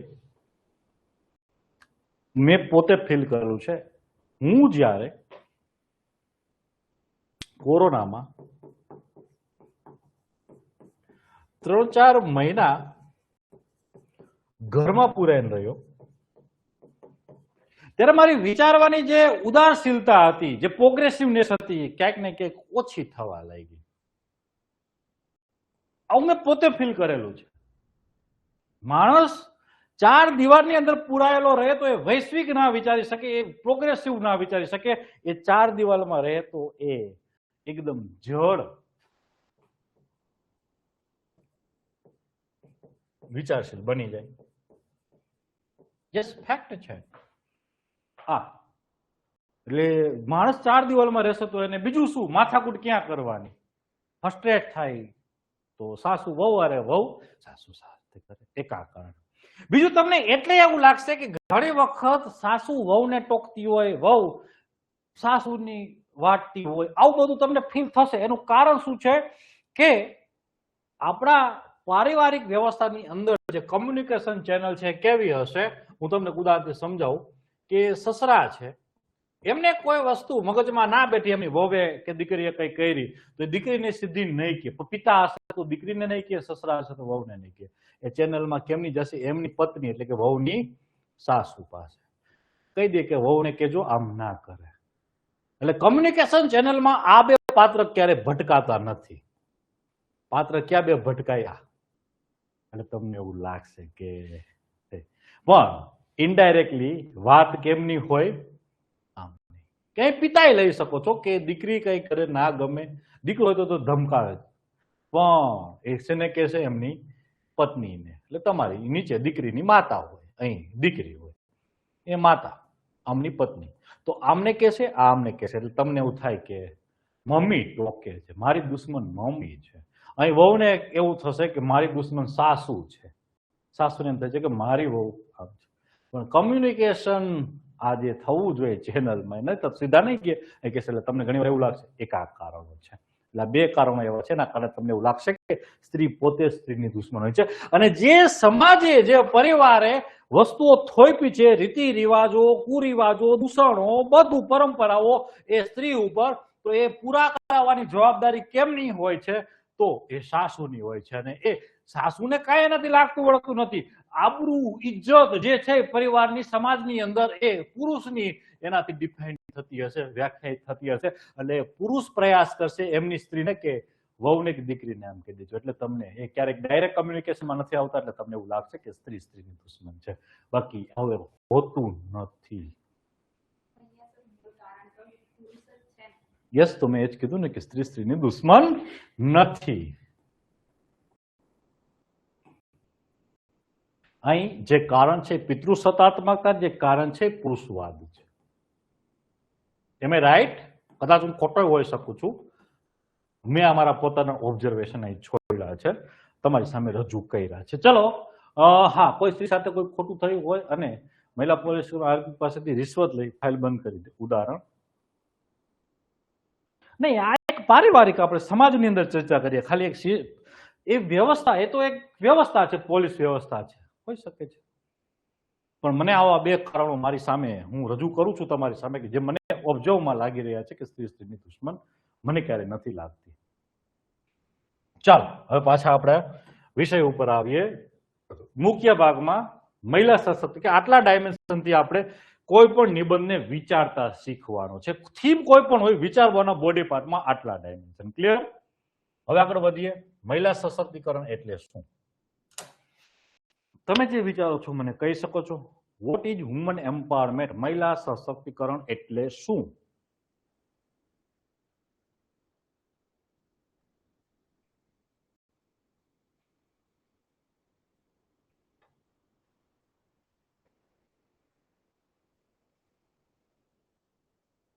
કયો મને, જે તમે વિચારતા હોય, જે સમજતા હોય. મહિલા સશક્તિકરણ અર્થાત શું?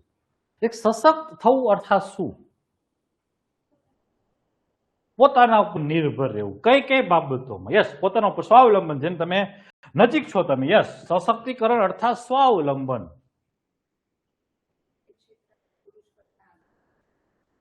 નહીં કોઈ આગળ નથી અહીં રેસ નથી લગાવવાની ચલો થોડી ચર્ચા એ કરી દો અને એ આગળ કરીએ મજા આવશે અત્યારે પાછા વિષયથી ભટકવું નથી સમાનતા આપી ઓકે એક માણસની જેમ એમની સાથે બિહેવ કરવું ટ્રીટ કરવું ઓકે ગુડ નજીક છો એ કોઈ સમાજના ડર વિના કે કોઈ પણ કામ માટે કોઈ પણ ડર વિના બહાર નીકળી શકે ઓકે એક સલામત હોય સુરક્ષિત હોય ઓકે હું એક તમને પરિવારનું ઉદાહરણ આપું અમીર પરિવાર છે એ દ્રષ્ટિઓ અહીંથી ત્યાં ત્યાંથી ત્યાં જતી હોય છે તો શું એ સશક્ત છે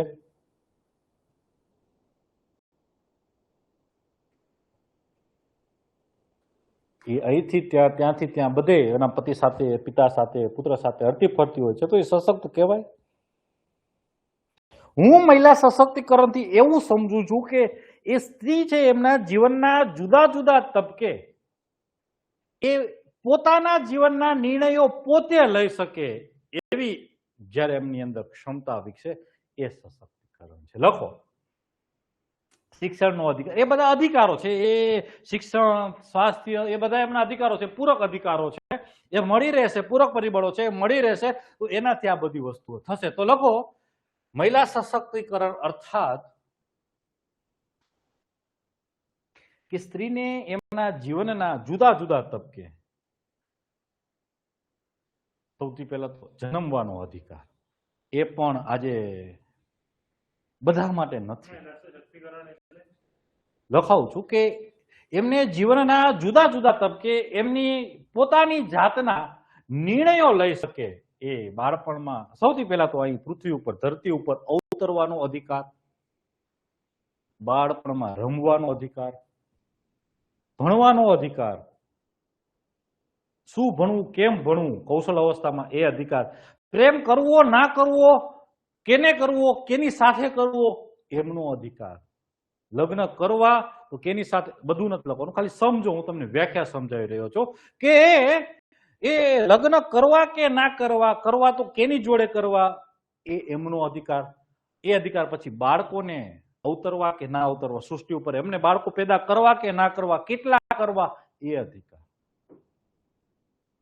આ ઉપરાંત એમને નોકરી કરવી કે ના કરવી એને એજ્યુકેશનમાં કયા ક્ષેત્રમાં એજ્યુકેશન લેવું એ બધા અધિકારો એમને જીવનના જુદા જુદા તબકે મળી રહે એમની ક્ષમતા વિકસે એમને સશક્તિકરણ કહેવાય કોઈ પણ જગ્યાએ સશક્તિકરણનો આ જ વ્યાખ્યા હોય કે નિર્ણય લેવાની સ્વતંત્રતા ક્ષમતા જેને સશક્તિકરણ કહેવાય ખાલી તમે સમજી ગયા હોય વ્યાખ્યા બધું ગોખવાનું નથી સમજો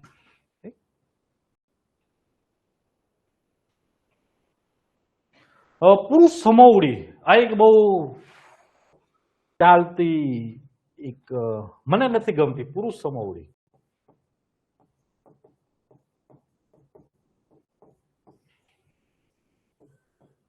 ક્યારે બની શકે અને થાવું છે શું કામ કારણ કે કુદરતે બંનેને પુરુષ અને સ્ત્રીને અલગ બનાવ્યા છે જો એને સમોવડી જ બનાવ્યું હોત તો પુરુષ થઈને જ એમને ના મોકલી દેત સ્ત્રીને સ્ત્રી રાખવા પાછળ ઘણા કારણો છે એક કુદરતનો નિયમ છે કુદરતવાદ છે પ્રકૃતિવાદ છે તો શું કામ સમોવડી બનાવવી જોઈએ સમોવડી કરતા હું હંમેશા સારો શબ્દ વાપરું છું સશક્ત પુરુષ જેટલી સશક્ત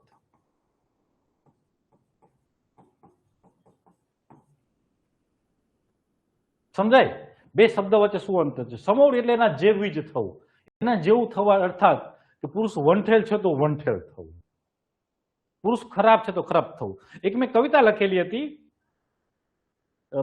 કોલેજ કામે કોલેજ સમયગાળામાં મને સાહિત્યકાર થવાનો કવિ થવાનો બહુ મોટો શોખ હતો કોલેજ સમય હું કવિતાઓ લખતો મેં એક કવિતા લખેલી હતી કે એસે નારીવાદ કો મેં ठोकर मारता हूं कि भाई तुमको लेट नाइट घेर आता है तो मुझे भी आने का अधिकार मिलना चाहिए। ऐसे नारीवाद को मैं ठोकर मार, ऐसे फेमिनिज्म को मैं ठोकर मारता हूं।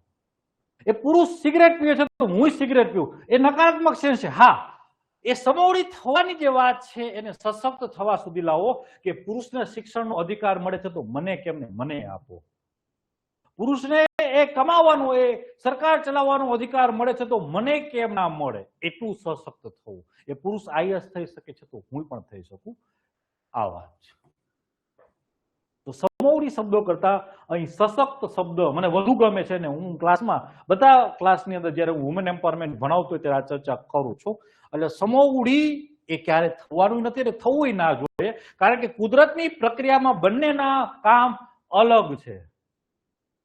પણ યસ, સશક્ત કેમનું જ્યાં શોષણ થાય છે ત્યાં અવાજ ઉઠાવી શકે, એમને સશક્ત થવાની પ્રક્રિયામાં શિક્ષણનો અધિકાર મળે, એમને જીવનના જુદા જુદા તબકે પોતાની જાત માટે નિર્ણય લેવાની એક ક્ષમતા વિકસે, એવી વાત એટલે સશક્તિકરણ। અને હું આમની સાથે મને વધુ આ વ્યાખ્યા ગમે છે, એટલે હું સમોવડી માટે હંમેશા ચોકડી કરું છું, થવું ના જોઈએ। અને આપણે આગળ પાછી કોસો રજનીશની વાત કરશું। ચાલો, ડિસ્કશન વુમન એમ્પાવરમેન્ટ ઉપર હું 5 કલાક બોલી શકું એમ છું, પણ અત્યારે આપણે 2-2.5 કલાકમાં આપણે નિબંધ લેખન કેમ કરવું એના ઉપર પાછા આવીએ। અમુક સબ્જેક્ટો મને બહુ ગમે છે, વુમન એમ્પાવરમેન્ટ છે, ક્લાઇમેટ છે, ક્લાઇમેટ ચેન્જ છે, એના ઉપર એક ખાસું ડેમોક્રેસી છે, ત્યારબાદ બધા ભણાવીશ ક્લાસની અંદર સમય મર્યાદાની અંદર। તો એવું કરીશ, 2 ટુકડા કરી નાખીશ ભણાવવામાં। ઓકે, આજે જેટલું 2 કલાકમાં ભણીએ છીએ એટલું ભણીએ, પછી આગળ ટુકડા કરીએ। તો પેલી ચર્ચા થઈ ગઈ કે છે શું, આપણે એમને થોડીક રસપ્રદ રીતે મૌલિક વ્યાખ્યા કરીએ, બધા કરે એવી ગોખંડની સામાજિક, આર્થિક, સાંસ્કૃતિક, રાજનીતિક રીતે એમનું સશક્ત થવું, જેને મહિલા સશક્તિ, એવી નથી વ્યાખ્યા। મારે મતે મહિલા સશક્તિકરણની વ્યાખ્યા આવી છે। ત્યારબાદ આવીએ સકારાત્મક પાસા।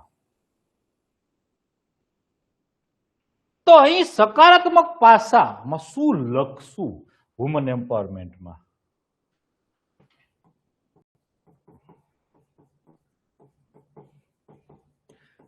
તો એક આપણા સમાજની એવી માન્યતા છે કે તેની પાસે એટલી ક્ષમતા જ નથી કે એ પુરુષની જેમ કામ કરી શકે એટલી।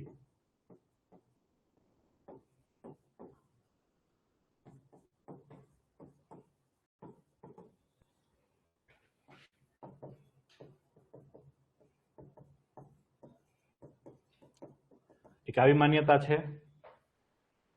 છે ને, કેવો છે ને કે સ્ત્રીની બુદ્ધિ પગની પાની બરાબર, આવી માન્યતા છે સમાજની।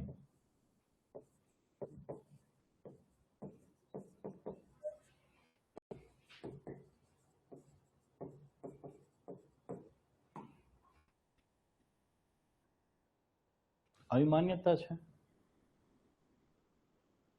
આ વાત છે। તો સકારાત્મક બાબતમાં આપણે આમનું ખંડન કરીએ, ખરેખર સ્ત્રીની બુદ્ધિ પગની પાની બરાબર હોય છે? ના હોય। એને જો સામાજિકીકરણની પ્રક્રિયાની અંદર એ પુરુષને મળે, એ સ્ત્રીને મળે,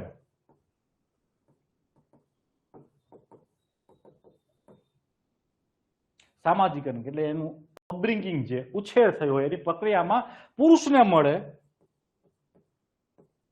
એ સ્ત્રીને મળે, તો આ માન્યતા ખોટી છે। કારણ કે આપણે આગળ પણ ચર્ચા કરી કે સ્ત્રીને સ્ત્રી બનાવવામાં આવે છે, સ્ત્રી હોતી નથી, અને બનાવવા પાછળની એક ફિલોસોફી છે, થોડીક ચર્ચા કરીએ એમની। સ્ત્રીને સ્ત્રી કેવી રીતે બનાવે છે?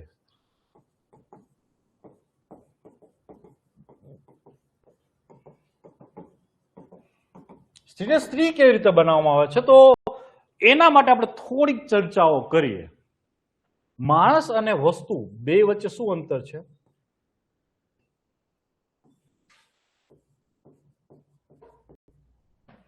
બંને વચ્ચે શું અંતર છે માણસ અને વસ્તુ વચ્ચે? એક સજીવ છે, એક નિર્જીવ છે। ઓકે, બીજું?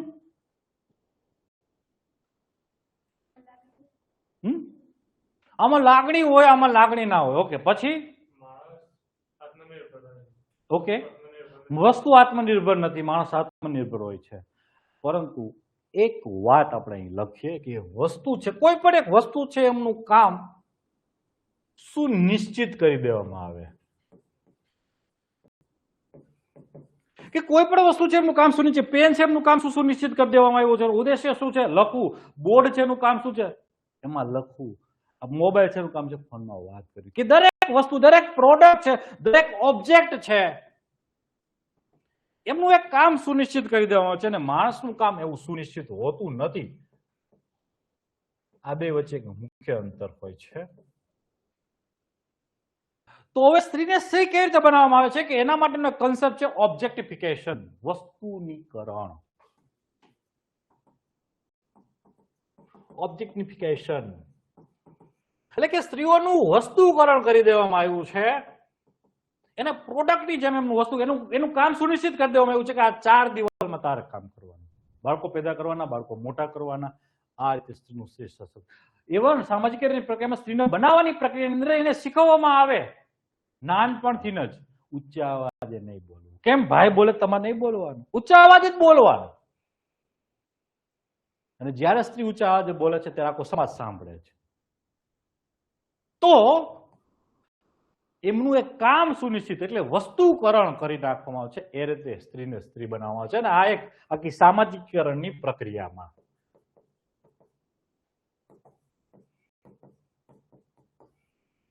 તો આજે સિમોન છે એમને આખી આ વાત કરી છે ઓબ્જેક્ટિફિકેશનની. આ તમને ક્યાંય વાંચવા નહીં મળે, અમે બુક વાંચેલી છે, એમાંથી આ બધા હું એસેન્સ તમારી સામે મૂકી રહ્યો છું. તો આ રીતે સ્ત્રીને સ્ત્રી બનાવવામાં આવે છે. પાછા મૂળ વિષય ઉપર આવીએ કે સકારાત્મક પાસાની ચર્ચા કરીએ કે સામાજિકીકરણની પ્રક્રિયામાં જો પુરુષ અને સ્ત્રીને સરખી રીતે ઉછેરવામાં આવે તો એ ક્યારેય એવું રહેતું નથી કે સ્ત્રીની બુદ્ધિ પગની પાણી ભરવું, અથવા સ્ત્રીની એટલી ક્ષમતા નથી કે જે ક્ષમતા પુરુષો પાસે છે. બંનેની ક્ષમતા સરખી છે.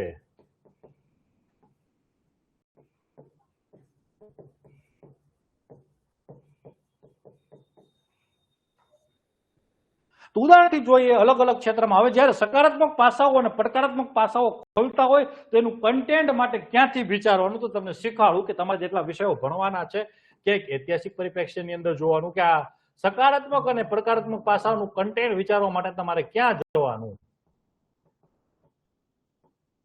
તો એક ઐતિહાસિક પરિપ્રેક્ષ્ય વિષયના નામ બોલો. ઇતિહાસ, સમાજ છે બીજો, તો સમાજ સંસ્કૃતિ બીજો વિષય છે. ત્રીજો વિષય બોલો ભૂગોળ. ત્યારબાદ લખો વહીવટી, ત્યારબાદ બંધારણીય, ત્યારબાદ આર્થિક, ત્યારબાદ વૈજ્ઞાનિક,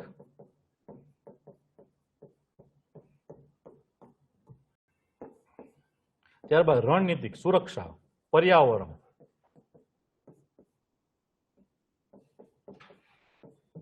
અને વિદેશ. તો આજે તમારા વિષયો ભણવાના છે, એની આજુબાજુમાં તમે કન્ટેન્ટ વિચારી શકો છો જ્યારે કાંઈ ના મળે ત્યારે. તો હવે જુદા જુદા ક્ષેત્રમાં જોતા જઈએ. રમત ગમત, વહીવટના ક્ષેત્રમાં કે જ્યાં સ્ત્રીઓએ ઝંડા ગાળી દીધા હોય એમના ઉદાહરણ લખીએ. સાહિત્યના ક્ષેત્ર, પછી લખો ઇતિહાસમાં ચર્ચા કરીએ. તો શરૂઆત કરીએ કે હા, ખરેખર સ્ત્રીની બુદ્ધિ પગની પાની બરાબર હોય છે ખરી? ના. ઇતિહાસની એક સફર કરીએ તો પ્રાચીન કાળથી લઈને આધુનિક કાળ સુધી જ્યારે સ્ત્રીને તક મળી છે ત્યારે એ તક એમને ખૂબ સારી રીતે નિભાવી છે. જ્યારે એમને જવાબદારી મળી છે તો ખૂબ સારી રીતે નિભાવી શકે છે. તો ઇતિહાસના ઉદાહરણની અંદર બધા છોકરાઓ ઇન્દિરા ગાંધી લખે તો લખી શકાય છે, પણ અહીં હું લખીશ તમારે મિનળ દેવી. ઓળખો છો મિનળ દેવીને? તો આવું વિચારીને લાવવાનું છે. જે તમારી બુકમાં તમારે ભણવાનું છે, પણ જ્યાં લોકો પહોંચી નથી શકતા ત્યાં તમારે પહોંચવાનું છે. અહીંયા પહોંચતા તમે શીખી ગયા, આ રીતે વિચારતા શીખી ગયા એટલે જીપીએસસી તમારા માટે રમતવાદ છે. અને it's not a big deal. કોઈ જીપીએસસી મોટી વસ્તુ નથી. જો ડિરેક્શન તમારી યોગ્ય થઈ ગઈ, વિચારવાની ક્ષમતા, જે સમયે જે કામ કરવાનું છે તમને કરતા આવડી ગયું, તો it's a not big deal. તો આવું આ તો તમારે વાંચવાનું છે, પણ બધા અહીંયા નથી પહોંચતા, આપણે અહીંયા પહોંચવાનું છે. ચાલો, હા, રાણી લક્ષ્મીબાઈ લખી શકો છો, બધા લખશે. રાણી લક્ષ્મીબાઈ સુધી બધા પહોંચી જાય છે. તો ઇતિહાસના પાત્રની વાત કરીએ તો મિનળ દેવી, કે જેમના પતિનું યુદ્ધમાં મૃત્યુ થાય છે અને બાળક હજી સિદ્ધરાજ જયસિંહ, જેમને આપણે જયસિંહ નામ છે એમનું, એ હજી નાનો હોય છે ત્યારે એ મિનળ દેવી છે શાસન સંભાળે છે. શાસન જ નથી સંભાળતી, શાસનની સાથે એમના બાળકનો ઉછેર કરે છે સિદ્ધરાજ. આજે ભારતીય ઇતિહાસમાં સુવર્ણકાળ જેમને કહેવાય છે, સોલંકી સમયગાળો છે, અને સુવર્ણકાળ અને સુવર્ણકાળ બનાવનાર જે વ્યક્તિનું નામ છે પ્રતાપી, પ્રજાપ્રેમી, લોક કલ્યાણકારી રાજા, જેમનું નામ છે સિદ્ધરાજ જયસિંહ છે. એ કેમના ઉછેરથી બનેલો છે સિદ્ધરાજ જયસિંહ? હા, લખી શકો છો ને જીજાબાઈ નું, કઈ વાંધો નથી, પણ એ બધા લખે છે, આપણે નાનપણથી સાંભળતા આવીએ છીએ. આપણે અહીં પર્સપેક્ટિવ એ જ છે, પણ એની જગ્યાએ બીજા ઉદાહરણો શોધવાનો પ્રયાસ કરવાનો છે. શિવાજી અને જીજાબાઈ સુધી બધા પહોંચી જાય છે, કારણ કે તમે જેમ નાનપણથી શીખતા આવો છો, એમાં આપણા કવિ મેઘાણી સાહેબે કીધું છે, જયારે ઉછેર કરતા હોય કે બાળકને રમાડતા હોય છે જીજાબાઈ, ઓલું છે ને લોકગીત હાલરડું, શિવાજીનું હાલરડું, તો એ આખી વાત છે. તો અહીં તમારે આ પર્સપેક્ટિવ ચેન્જ કરતા શીખવાનું છે કે યસ, જ્યારે તમને કોમન સાયકોલોજીથી તમે વિચારો છો ત્યારે અટકવાનું. નાઉ થિંક ડિફરન્ટ. હા, સંકુતલા લખી શકો છો.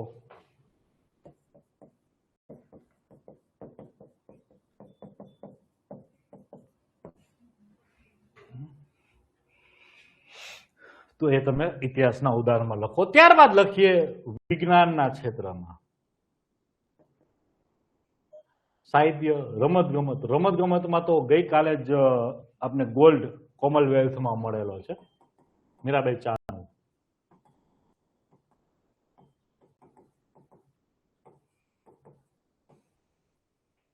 એ પહેલવાની કરે. દંગલવાળી છોકરીનું નામ શું છે? હરિયાણા વાળી, હા, ફોગાટ સિસ્ટર. એવું કહેવાતું કે પહેલવાની કામ છે પુરુષનું છે, મસલવાનું કામ છે, અને આપણી આ છોકરીઓ ફોગાટ બહેનોએ આંતરરાષ્ટ્રીય સ્તરે ભારતને ઓલિમ્પિકમાં મેડલો અપાવી દીધા. તો તમે કઈ રીતે કહી શકો કે સ્ત્રી ચાર દિવાલ વચ્ચે બનવા સર્જાયેલી છે? વહીવટની અંદર કિરણ બેદી છે. આજે પણ એવા ભારત દેશની અંદર આઝાદીથી આજ સુધીના એવા 5 રિસ્પેક્ટેડ જે ઓફિસરોના નામ લેવામાં આવે છે, કિરણ બેદીનું નામ મોખરે છે. અશોક ખેમકા, કિરણ બેદી, ટી.એન. શેરશાહ, આ બધા નામ છે કે જે આજે સન્માનથી લેવામાં આવે છે, એમાં કિરણ બેદી છે. એમને જવાબદારી મળી. અને કિરણ બેદી ચર્ચા કરીએ એ પહેલા રાજનીતિના એક પાત્રની ચર્ચા કરી દઈએ, જેમનું નામ છે ઇન્દિરા ગાંધી. ભારતના પ્રથમ મહિલા વડાપ્રધાન. જ્યારે સત્તા ઉપર બેસે છે ત્યારે કોંગ્રેસીઓ એમને ગુંગી ગુડિયા કહેતા. શું કહેતા? ગુંગી ગુડિયા. અને જ્યારે એમના હાથમાં સત્તા આવે છે, હવે દીકરી જવાહરલાલ નહેરુની, ને જવાહરલાલ નહેરુ પણ ભૂતપૂર્વ ભવિષ્યથી એવું વ્યક્તિત્વ છે, સ્ટેટસમેન. એ વ્યક્તિ આજે તો ભારત વિશ્વની 5 ટોપની અર્થવ્યવસ્થામાંનો એક છે દેશ. અને આજે તમારા વડાપ્રધાન અન્ય દેશમાં જઈને બોલે તો લોકો સાંભળે, પૈસાને સાંભળે, માર્કેટને સાંભળે. તમારી પાસે મોટું માર્કેટ છે, મધ્યમ વર્ગીય પરિવારો છે, માર્કેટ છે, એટલે દુનિયાના દેશો તમને સાંભળે. પણ જ્યારે ભારત આઝાદ થયું ને ટોપ 50માં નહોતા. તેથી આ વ્યક્તિ બોલવા જતો ને યુનાઇટેડ નેશનની અંદર, જવાહરલાલ નહેરુ, અમેરિકાના લોકો એ નહેરુને જોવા બહાર આવતા. એ નહેરુ છે. એ વોટ્સઅપ યુનિવર્સિટીએ લોકોએ એમના પાત્રનું એ એટલા સરસ મજાના વ્યક્તિત્વનું ચરિત્ર હનન કર્યું છે. આપણે ક્યારેક ચર્ચા કરશું કે નહેરુ ધ નહેરુ કેમ છે. કઈ ના હોય ને નહેરુ બનવું સહેલું નથી. જ્યારે બધું હોય ને ત્યારે બધું કહી શકાય, બધું બોલી શકાય. ત્યારે ભારત એ ઇતિહાસની અંદર તમે ભણશો, જ્યારે હું તમને ભણાવીશ કે જ્યારે ભારત આઝાદ થાય છે ત્યારે ભારતની સ્થિતિ શું હોય છે. ગરીબ, કંગાળ, બેરોજગાર, અશિક્ષિત, કુરિવાજો, ધર્મ જાતિના વાડામાં ભેદાયેલું એ ભારતને આધુનિક ભારતનો રાહ ચિંતાનાર વ્યક્તિ છે નહેરુ. આપણે ચર્ચા કરશું. ઇતિહાસ વાંચો તો તમને ખબર પડે. વોટ્સએપ યુનિવર્સિટીમાં ખાલી ટુકડાઓ વાંચો, એનાથી તમને આખા વ્યક્તિનું વ્યક્તિત્વ ના સમજાય. ગાંધી કેમ છે આપણે ચર્ચા કરશું જ્યારે હું તમને ભણાવીશ ત્યારે.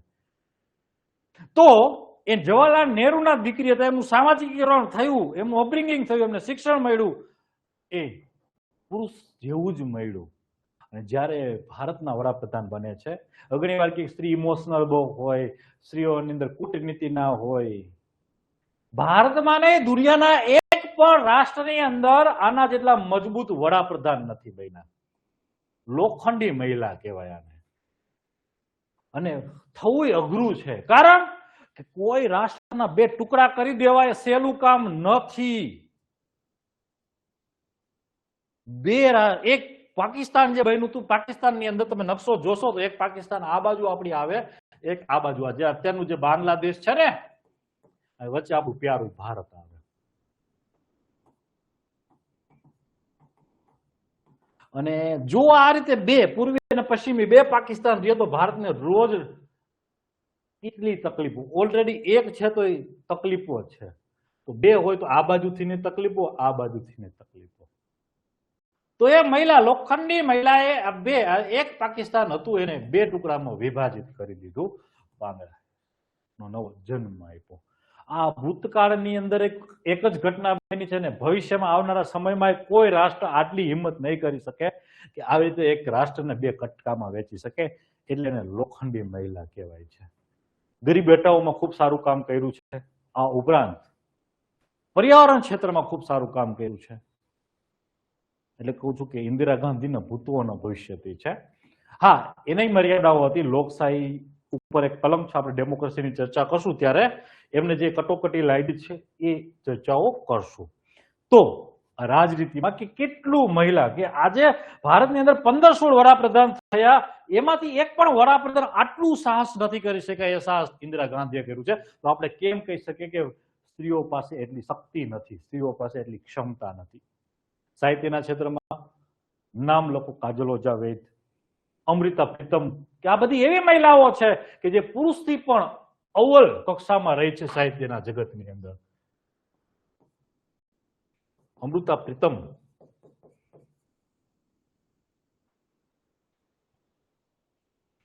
ત્યારબાદ વિજ્ઞાનની અંદર ચર્ચા કરીએ તો ટેથી થોમસ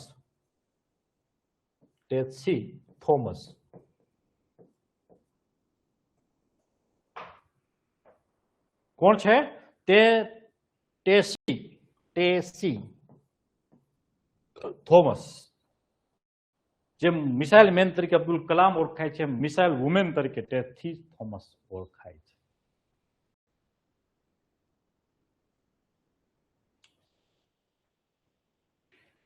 ક્યારેક આપણે ચર્ચા કરશું ને ઇન્ડિયા આફ્ટર ઇન્ડિપેન્ડન્સ, ત્યારે ચર્ચા કરશું ઇન્દિરા ગાંધીના કામોની. આ તો હું તમને ઝલક આપતો જાઉં એટલે તમારી અંદર એક સાયકોલોજીકલ પરિવર્તન આવતું જાય. અત્યાર સુધી તમે જે વોટ્સએપ યુનિવર્સિટીમાં ભણીને આવ્યા છો, ટુકડાઓ જે ભણીને આવ્યો છે ને, ઇતિહાસ એક સળંગ રીતે ભણવાનો હોય તો એ લખી શકો છો. રમત ગમતના ક્ષેત્ર કે વહીવટ આવી ગયું, સાહિત્ય આવી ગયું, તો આવા અનેક ક્ષેત્ર છે કે જ્યાં મહિલાઓને જ્યારે તક મળી છે ત્યારે મહિલાઓએ ઝંડા ગાળી દીધા છે.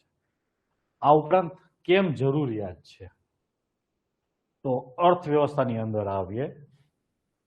જ્યાં સુધી સમાજના બંને, અથવા તમે એક ઉદાહરણ તમને સમજાવો કે ગાડી છે એ એક વ્હીલ ઉપર ચાલે, સાયકલ એક વ્હીલ ઉપર ચાલે, બાઇક એક વ્હીલ ઉપર ચાલે. ચલાવવા માટે શું જોઈએ? બંને વ્હીલ જોઈએ ને. તો કોઈ પણ રાષ્ટ્રને વિકાસ કરવો છે, આર્થિક રીતે વિકાસ કરવો છે, મહાસત્તા થવું છે, વિકસિત થવું છે, તો યસ, એ મહિલાઓના જ્યાં સુધી યોગદાન ના મળે ત્યાં સુધી થઈ શકે નહીં. એ અમેરિકા, ધી ગ્રેટ અમેરિકા છે, એની પાછળ એમની મહિલાઓ આજે ઘર છોડીને એ અર્થવ્યવસ્થાના જુદા જુદા ક્ષેત્રની અંદર, સમાજ જીવનના જુદા જુદા ક્ષેત્રમાં પુરુષને ખભેથી ખભો મિલાવીને કામ કરે છે. એટલે અમેરિકા ધી અમેરિકા છે. એ યુરોપ કેમ યુરોપ બન્યું, ધ ગ્રેટ યુરોપ કેમ બન્યું, એની પાછળ મુખ્ય કારણ છે એમની સ્ત્રીઓનો સંઘર્ષ.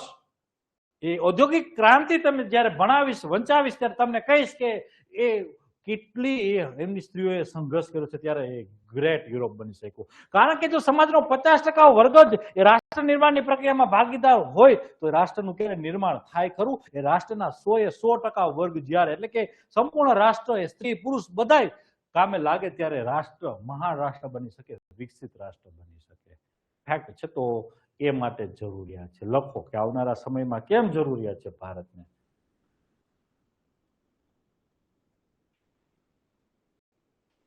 એ પરિવાર નિર્માણથી સમાજ નિર્માણ, સમાજ નિર્માણથી રાષ્ટ્ર નિર્માણ માટે જરૂરિયાત છે. તો સમાજનો 50% વર્ગ છે કે જેમને શિક્ષિત બનાવવામાં આવે, એમને કૌશલ્ય આપવામાં આવે,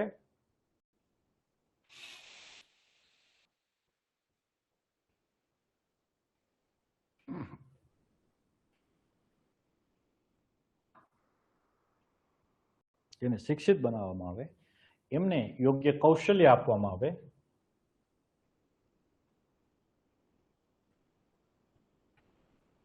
તો એ રાષ્ટ્ર વિકસિત બની શકે છે.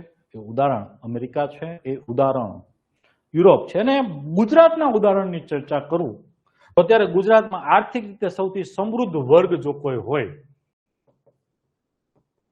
ગુજરાતમાં કોણ છે આર્થિક રીતે સમૃદ્ધ વર્ગ?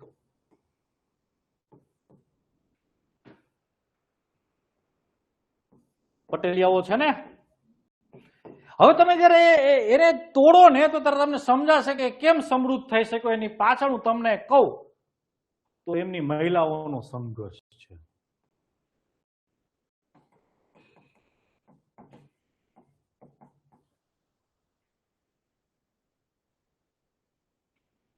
એમની પાસે ખેતી હતી. એક સ્ત્રી, તમે એ દરેક સમુદાયની કે જે સમુદાયની સ્ત્રીઓએ સંઘર્ષ કર્યો છે, સમુદાય કેટલો ઉપર આવ્યો છે. જે રાષ્ટ્રની સ્ત્રીઓએ સંઘર્ષ કર્યો છે, રાષ્ટ્ર કેટલો. મેં એક ભારત અમેરિકાનું ઉદાહરણ દીધું તો એવું ગુજરાત સ્તરે પટેલનું ઉદાહરણ દઉં તો આજથી 40-50 વર્ષ પહેલા, અર્થાત આપણા મમ્મી, આપણા દાદીની વાત કરીએ તો અહીંયા તમે જોવા મળશે કે સવારમાં 4 વાગ્યામાં ઉઠી જાય, ઉઠીને 1 કલાક ઢોર ઢાખર પશુપાલન, પશુપાલન કરતા પરિવારનું ભરણ પોષે, ત્યારબાદ ગઢિયાઓ બુઢિયાઓ બાળકોની. તો સવારે 7 વાગે જયારે ખેતરે જવાનું થાય ને તો એ સ્ત્રી જોડે ને જોડે હોય ભાથું લઈને. સાંજે 6-7 વાગે ઘરે આવે તો આવીને પાછું એ સાથે ને સાથે કામ કરીને 12 કલાક પાછી ઘરે આવીને પશુપાલનનું જોવાનું. તો હવે આ પશુપાલન પ્રવૃત્તિ સાઈડમાં ચાલી રહી હતી અને એ માત્ર ને માત્ર સ્ત્રીના સંઘર્ષના કારણે. ખેતી તો બંને કરતા, પરિવાર સ્ત્રી સાચવતી, પશુપાલન સ્ત્રી કરતી, ઢોર ઢાખર જેને કહીએ. તો આના જે પૈસાઓ છે એમનાથી એમનું ઘર ચાલી જતું અને ખેતીના પૈસા સરપ્લસ રહેતા. હવે જયારે 1991માં એલપીજી થયા, આપણે ચર્ચા કરશું વોટ ઇઝ એલપીજી ક્યારેક કરીશ, કે એના કારણે તમારી બજાર ખુલી. તો અહીં જે સરપ્લસ પૈસાઓ હતા ખેતીના લોકો પાસે, પટેલ પાસે, એ લોકો એમને ધંધામાં લગાવ્યા અને વૈશ્વિક માર્કેટ મળતા એમના ધંધાઓ વૈશ્વિક બન્યા. એના કારણે આર્થિક રીતે ખૂબ સમૃદ્ધ થયા. તો જે સમાજની સ્ત્રીઓ સંઘર્ષ કરે છે, સમાજ અચૂક સમૃદ્ધ થાય છે. આ ફેક્ટ છે. અને જે સ્ત્રીનો સંઘર્ષ ઘટે છે એ સમાજ ધીમે ધીમે નિર્બળ બને છે. આ ફેક્ટ છે. જે સમાજની સ્ત્રીઓનો સંઘર્ષ ઘટી જાય છે એ સમાજ ધીમે ધીમે પતન તરફ આગળ વધે છે. એટલે ઘણીવાર એવું કહેવાય છે કે, હું કહું છું કે સમાજ છે પિતૃસત્તાત્મક છે, પરિવાર છે માતૃસત્તાત્મક છે. પરિવાર માતાની આજુબાજુ ચાલશે અને માતા છે પરિવારનો સૂર્ય છે. બ્રહ્માંડ આપણે જયારે ચર્ચા કરીએ સૂર્યમંડળમાં તો ઉર્જાનું કેન્દ્ર સૂર્ય છે, એમ પરિવારનું કેન્દ્ર માતા છે. એ પરિવાર સમાજને ક્યાં લઈ જવો એ સ્ત્રીના હાથમાં છે. અને આ એક ફેક્ટ છે. ચલો તો પાછા આપણે મૂળ વિષય ઉપર આવીએ. તો કેમ જરૂરિયાત છે આમની વાત કરીએ, પર્યાવરણની ચર્ચા કરીએ. વર્ચસ્વવાદમાં પુરુષ જાત એટલો આગળ ભાગી ગયો છે કે ધીમે ધીમે પર્યાવરણનું પતન થયું છે. વર્ચસ્વવાદમાં એટલે કે સૌથી આગળની દોડમાં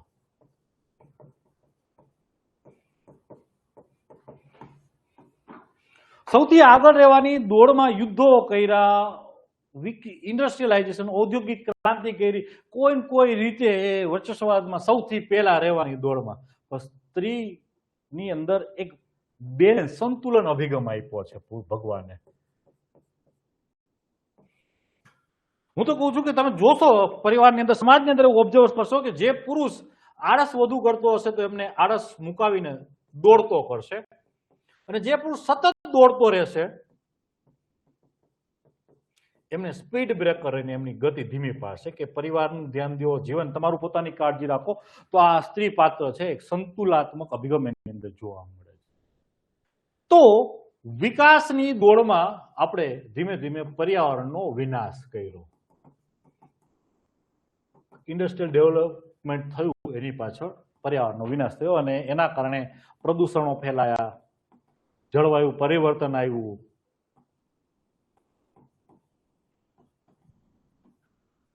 વિનાશના ભાગરૂપે અતિવૃષ્ટિઓ થવા લાગી, દુકાળો વધ્યા, ગ્લેશિયર બરફ પીગળવા લાગ્યા. ટૂંકમાં કુદરતની પ્રક્રિયામાં આપણે છંછેડાયા છે આ બધી વસ્તુને, જેના કારણે પર્યાવરણનો વિનાશ થવા લાગ્યો. તો જો એ અર્થવ્યવસ્થાનું એન્જિન બનશે સ્ત્રી, તો પર્યાવરણનું પણ આપોઆપ ધ્યાન રહી શકે, કેરિંગ, પર્યાવરણનું પણ કેરિંગ, સંભાળ થશે. એ માટે જરૂરિયાત છે. તો આ રીતે તમારે ડાયમેન્શનો વિચારવાના છે. પછી આવડી જશે વિચારતા. વહીવટી જોઈ લીધું, ભૂગોળ અને પર્યાવરણ ભેગું જોઈ લીધું, સમાજ સંસ્કૃતિ નકારાત્મક પાસાઓમાં જોયું. તો આ બધી વસ્તુઓ તમે આની સાથે લિંક કરી શકો છો. ઓકે, અહીં સુધી ક્લિયર છે? હવે નવું મગજમાં જાય એમ છે તો ભણાવો કે અહીં અટકાવીએ?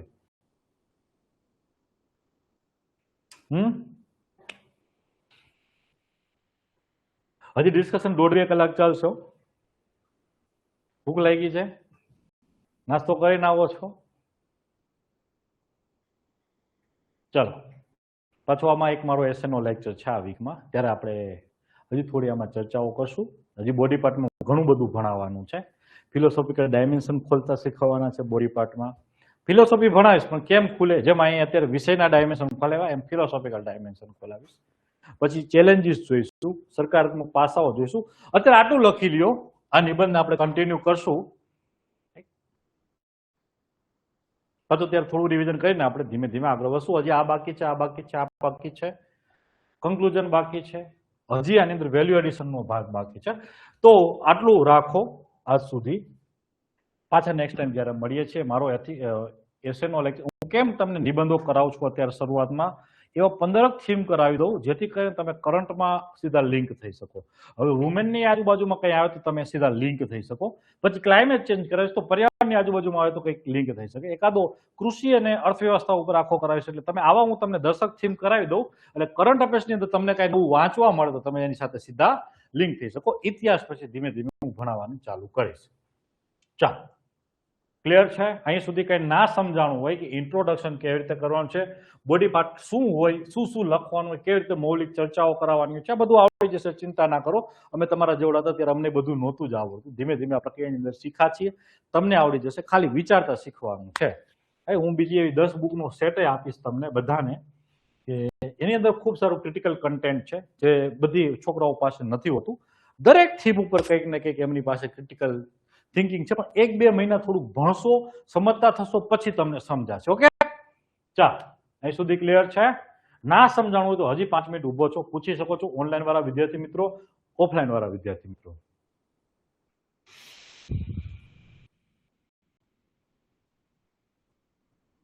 મજા આવે છે ને? આવી વાર્તાઓ કરો કેમ ના મજા આવે?